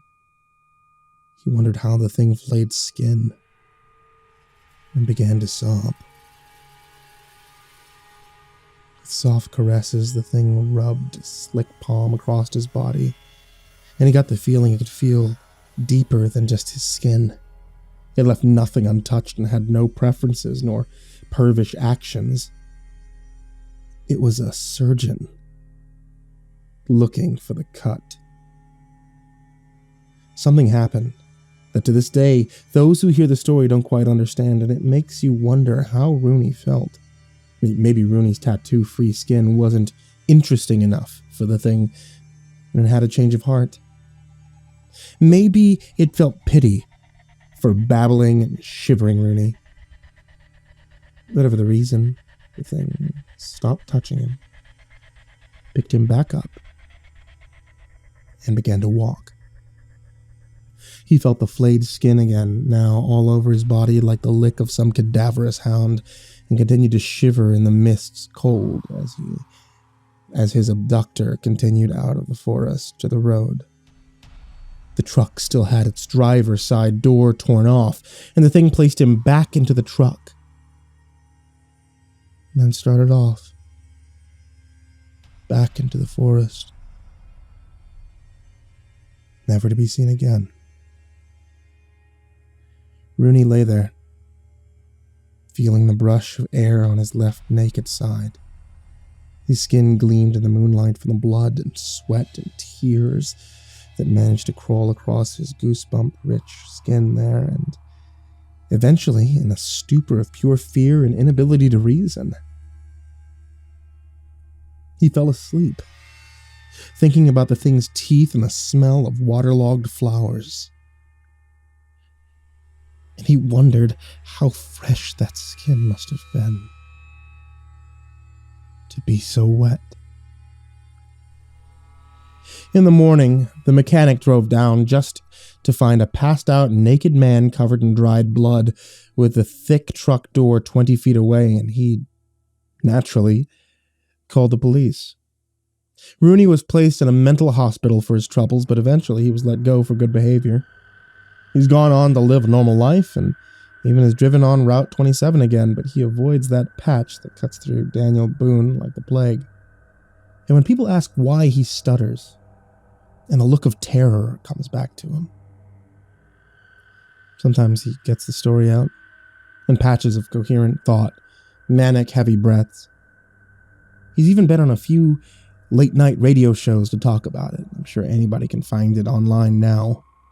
And those that have heard the story wonder if it's true or not. The thing, as far as I know, has never been seen again. But sometimes, dens of skin have been found, long since dried and abandoned, and the footprints nearby are a little bit off. Nobody looks further into it, though. Maybe those awful places have always been there. So who can say? Is there something out there flaying flesh and slaying steel, eyeless with angular fish teeth? Eyeless with angler fish teeth. Personally, I don't know. But I wouldn't drive down Route 27 past midnight. And if you do find yourself on that misty road, where the vines feed on moonlight, and the overgrowth hides things ancient and horrible, you may meet something that's always been there, waiting for someone new to tell its story.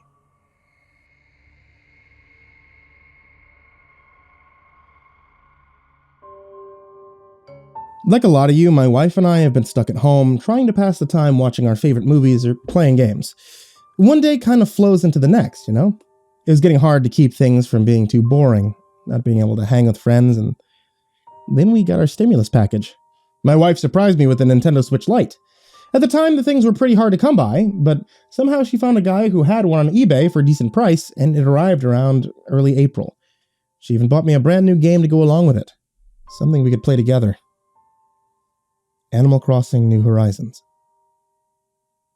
I have to admit, when I first uploaded the game, I wasn't familiar with the mechanics or the previous entries in the series, but after only about an hour of playing, I found myself hooked. There was just so much to do in the game, and none of it even felt tedious. Before I knew it, I was chopping, fishing, bug catching, and crafting for hours on end. My wife made me take a break and created her own character. We named our island Amity, to represent friendship with the animals. And before long, we were fighting over whose turn it was to grab some Nook Miles, or to purchase furniture from the store. There's always something to do in the game, and I appreciate the fact that it ran in real time because that encouraged a more relaxed play than the usual games I was accustomed to. I saw online some people were using the Switch clock to skip forward days, weeks, and sometimes even months at a time, but I was more than happy to play at my own leisure, enjoy what the game had to offer every day. Eventually, our little virtual island started to expand. My wife and I were taking turns going to mystery islands to harvest materials or collect more miles, and then gathering enough animal neighbors to cover the entire island. Every day we logged in, and there was something to look forward to. New fish to catch, a new fossil to dig up, a visiting character in the town plaza selling shoes or shirts, and the island got prettier with our efforts to plant flowers or pull weeds. I never really considered that this simple game would be so fun. Then, one day, I was on Reddit searching for a way to get to the rest of the fruit that we hadn't found, and I saw people sharing what were called dodo codes, basically the game's way of allowing for online multiplayer access from one world to another. Hey, this is pretty cool. How would it work? I asked Marcy, showing her one of the posts that was talking about the turnip prices. And that was one aspect of the game I never really understood, but it was exciting seeing other players talking rabidly about it like it was some kind of stock exchange. We'd have to purchase an online subscription. It's like $20 for a year, I think. But it doesn't seem worth it. We have lots of other monthly packages, she told me. I checked it out myself and had to agree. There weren't many games on the Switch that seemed to function with the online aspect, and a lot of people online were complaining. Still, it was enticing. I couldn't stop thinking about ways to make our little island community better, and eventually, I just bought a subscription to try it out for 14 days. If we don't like it, we can turn it off. Besides, we're playing the game religiously. Figure it's a good investment, I told Marcy, when she found out. We had a little quarrel about it, but eventually, when she realized all the fun features we had available to go to someone else's island, she was on board. Not a day later, we advertised our code on a Reddit message board and asked for anyone to bring us apples and oranges, the two fruits our island lacked. But there weren't any takers. Disappointed, we took a break from the game for a day or two, occupying ourselves with other hobbies. But I can get a little obsessive about these things. So, eventually, I checked the Reddit thread again and discovered that we had one user eager to come over. Hey, I'm Alex. Island is called... Damn it, because why the hell not? Got all the fruits and even a special piece of furniture I know you'll love. I figured what the heck, grab a new code, let him come over. In case you're unfamiliar with how online works in this game, it's a bit of a tedious process. Apparently the codes only work one time, and when I had to request that my island be available for visits, I messaged Alex and waited for a few hours before finally getting the chance to play again. Then it took a dang 5 minutes for the connection to be established, and he was finally over. Like other simulator games, New Horizons gives you the chance to customize your avatar. It looked like Alex was a fairly new user because he was still wearing the basic clothes from the beginning and a nondescript face.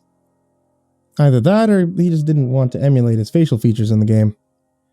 He ran out from the airport onto my island and dropped off the fruits immediately along with the promised rare furniture. It was so amazing, and I quickly texted out a thank you. His little virtual character stood there in my little town square, tapping his foot and slowly typing back.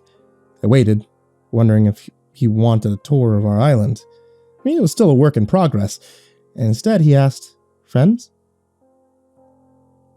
I shrugged, and didn't see why not, so I told him I would send my Switch code later. Then the connection got poor, and we wound up losing signal. When this happens on normal games, your progress is saved, but not New Horizons. Those fruits and items that Alex had just given me, gone. I sighed in frustration and messaged him on Reddit explaining what had happened, but didn't get a response until late that evening. I'll come back over when you respond to my friend request. I checked my Switch home screen. Sure enough, he had sent me one. I scratched my head for a moment trying to remember if I sent him my code that would allow him to do that, but I couldn't remember. It was pretty late and Marcy had already gotten on to me about playing games for so long, so I logged off and went to bed, not thinking anything of it. The next day I woke and did my morning workout before logging back onto the game and running through the daily list of points to collect. Then I saw a letter through the mail from Alex. It included a gift of 10,000 bells, and it said, "Sorry about before. Hope to see you and your island again soon." I decided to give him a second chance. I activated the internet and let him come over to our island. Like before, he didn't waste any time responding, and when he arrived, he asked if he wanted to play a timed rally. Basically, there was an item in-game that lets you challenge each other to catch fish or bugs, and Since I had nothing better to do, I said sure, why not? We set the timer for 5 minutes and ran around the island catching as many fish as possible. While we were doing it, Alex would occasionally text messages teasing that he was going to win. A few of them were a little stranger though. Fun is being with others. I hate being alone. And I never want to stop playing. Can we be best friends? The last one took me by surprise. See, I know the game had features that allowed players to be considered best friends, but every article I had read so far said that doing something like that was risky. Apparently a best friend in the game could use their axe or shovel to destroy your island, and well, that made me a little nervous. When Alex asked for the friend request, our island had just barely made it to 2 stars. Now I was close to 3 stars and getting more things unlocked. I didn't want to risk it. So for now, I just ignored it. Logged off the game and went back to normal life with other hobbies and chores. My wife and I agreed that we shouldn't play too often anyways. But every time we did, Alex would shoot us a message. You online? You online? You online? Marcy thought it was a tad obsessive. Don't get me wrong, I feel bad for the kid. Probably has nothing better to do, she said. And when I did have a chance, I would either let him come over or go to his island. The first time I did, I was a bit surprised that he hadn't worked hard to make his island community look great, despite the fact that the online clock said that Alex had been playing for over 200 hours. The island he had looked like a dump. Weeds everywhere, along with discarded crafting materials and holes everywhere. Even weirder was how much pride Alex took in it. He was eager to give me a tour, and I did my best to seem impressed. Then, of course, before I signed off, he asked again to answer his request to be a best friend. Now, I'd never really played much online before. Before all this, I was working a 9-to-5 job. Even the idea of sitting down to play a game at all seemed a bit far-fetched. But I figured Alex seemed trustworthy enough, despite his idiosyncratic tendencies. And so the next day I responded to the request. Now he could come visit our island anytime. You sure he won't trash our island too? Mercy asked. I don't see any reason he would. We could report him to Nintendo and to Reddit for scamming. He's just a harmless kid, I told her. I'm sure he wouldn't risk his Switch account being suspended for something like ruining our island. So the next day, when he asked to come over and play, I didn't hesitate. The little sequence played and he stepped out of the airport, but he looked different. Instead of his usual attire, he was wearing a custom-made shirt that said FU, and it gave me a bit of a chuckle. I knew the kid liked to be edgy, and I figured that he thought, now that we were best friends in the game, he could be himself. Most noticeably, though, was that Alex was wearing a mask that obscured his avatar's features. The closest I could describe was it was a kabuki mask. His hair was also covered. To be honest, at first I wasn't sure it was actually him. As soon as he stepped out of the island, I made a wave with my avatar and he started to send a chat message. Time to end this. I don't know what I thought would happen, but for some reason, my controller wouldn't let me respond. My player was frozen in place. End this. And you.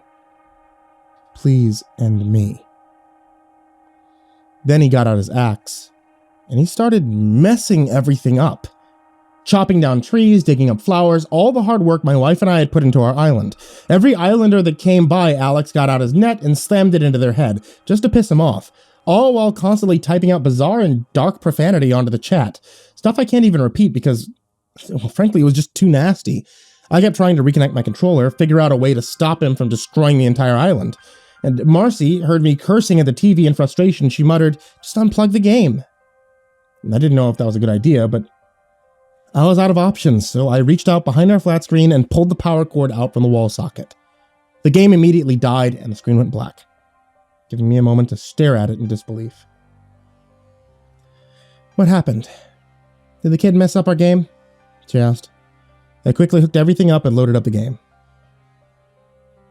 And it was worse than I thought. As soon as I tried to load up my save data, an error message came up. Data corrupted, no save file found. My jaw literally dropped. Damn kid made us lose all our game progress, I shouted as I instinctively threw the controller down in frustration. Told you not to trust him, Marcy said, shaking her head. I was beyond mad. I wanted revenge. As soon as I confirmed the game was basically irreversibly damaged, I sent an email to Nintendo and reported Alex's account. Then I went on Reddit and made a post to the message board warning everyone else to watch out for his scam. Did the same thing a few days in a row, determined to get the word out of their cheating and abusive gameplay. Nintendo was the first to reply. Hello, we've received a report on an account that doesn't exist. If you feel you made an error when inputting the console identification number, then feel free to send us another email with the correct information. I immediately checked Alex's code. I didn't get anything wrong. Had Alex used like a hacked account or something? I took a screenshot of the console identification number and sent another email in the meantime. I got a message back from another Reddit user that claimed they knew Alex. I don't mean to be rude, but I think you're making a mistake here, was their response. I quickly typed out mine. Look, you may think you know your friend, but Alex was rude and disrespectful in the game. I'm just trying to warn the community of their behavior. A few minutes later, I got a response. And it wasn't what I expected. I don't know how to explain this, but Alex died. Back in January, he never got a chance to play the game. He always talked about how much he loved it, though. My blood ran a little cold. It seriously gave me a shiver down my spine, but I wasn't just going to take their word on it. So I privately messaged, providing them with what info I could on the console I had that was associated with Alex. Someone might be using your dead friend's game console or hacking it. Very disrespectful of their memory. I'm sorry to be the one to tell you, I said in the DM. That doesn't make any sense. Alex never even got the Switch. He was on the list to make a wish, but he passed away before he got a chance to enjoy it. They sent me screenshots of Alex dying. He had cancer. Apparently he was a bigger Animal Crossing fan than I realized, playing it since the GameCube days. And perhaps strangest of all was the clothes that he wore in the hospital on his last days. They matched the avatar in the game. The next day I got another email from Nintendo, even stranger than before. We've checked our records, and this is not a console identification number that is registered. Recommended that you do not engage with this player as they may be dangerous. And that was putting it lightly. I couldn't believe it was possible, but I was starting to believe I might have been playing with a dead person. That night I lay in bed and I thought about the game and Alex for a long time. There didn't seem to be any way for this person to exist, but I still couldn't determine if it was a prank. So I messaged Alex's friend one last time. I know this is probably a strange request, but do you have proof that Alex died? Response: You're a sick bastard to ask something like that. Go rot in hell. They blocked me from Reddit, and I was no closer to finding the truth. I was pretty sure I never would. Instead, I contacted my local store and asked them about getting a replacement Switch. As soon as we get one in again, we'll give you a call. It took 3 weeks, and I forgot all about the bad and strange experience. Then I got a new console, and my wife made a suggestion. Just start a new account, clean slate. This time, let's try not to play online so much. And I agreed with that. I got the system set up. I started up Animal Crossing again, started brand new Amity Island. The screen went black just as the title came up. It glitched for a second, and then I saw what looked like a ghostly apparition. My ghosts got clammy, my mouth got dry. Strange soulless eyes stared at me through the screen. And a message appeared. You online?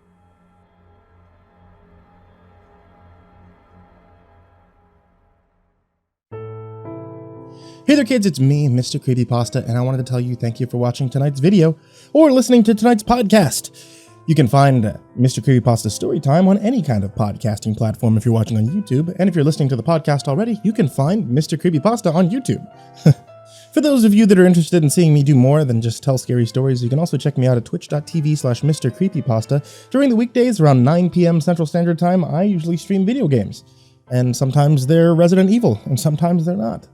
I'm also on Patreon. You can find a whole bunch of other people supporting on Patreon in the description down below, but there is a very, very special thank you to these people in particular. Jordan Alexander Sanchez, CreepyPasta Adam, Ken Lando Higuchi, Mazakine Champinski, The Red Oak Shield Virus, G Weevil 3, Diana Kraus, Stephen Van Huss, Chance Burton, Tristan Pelton, Nico Cow, The Ginger Bros, Last Blade Song, Eliminator 86, Steampunk Sinner, Caleb Dougal, Sky Harbor, The Homeless Bird 93, Bobby Carmen, Liam Newman, Aaron Stormcrow, Barbara Maceo, Thomas Burgett, Azazel Rotten, S-Man, Kirisuba, Bad Honey, Someone You Love, Said the King 56, Somber Puppet, Wolfie Nums, Shadow Morningstar, Sean Mills, Jesse Gonzalez, Mad Marstomp, Z. Kearley, Cassie Core, Mr. Thud, and Patrick Schoolmeister. These guys are the real MVPs, and all of you who are listening are also the real MVPs. Stay safe, everyone,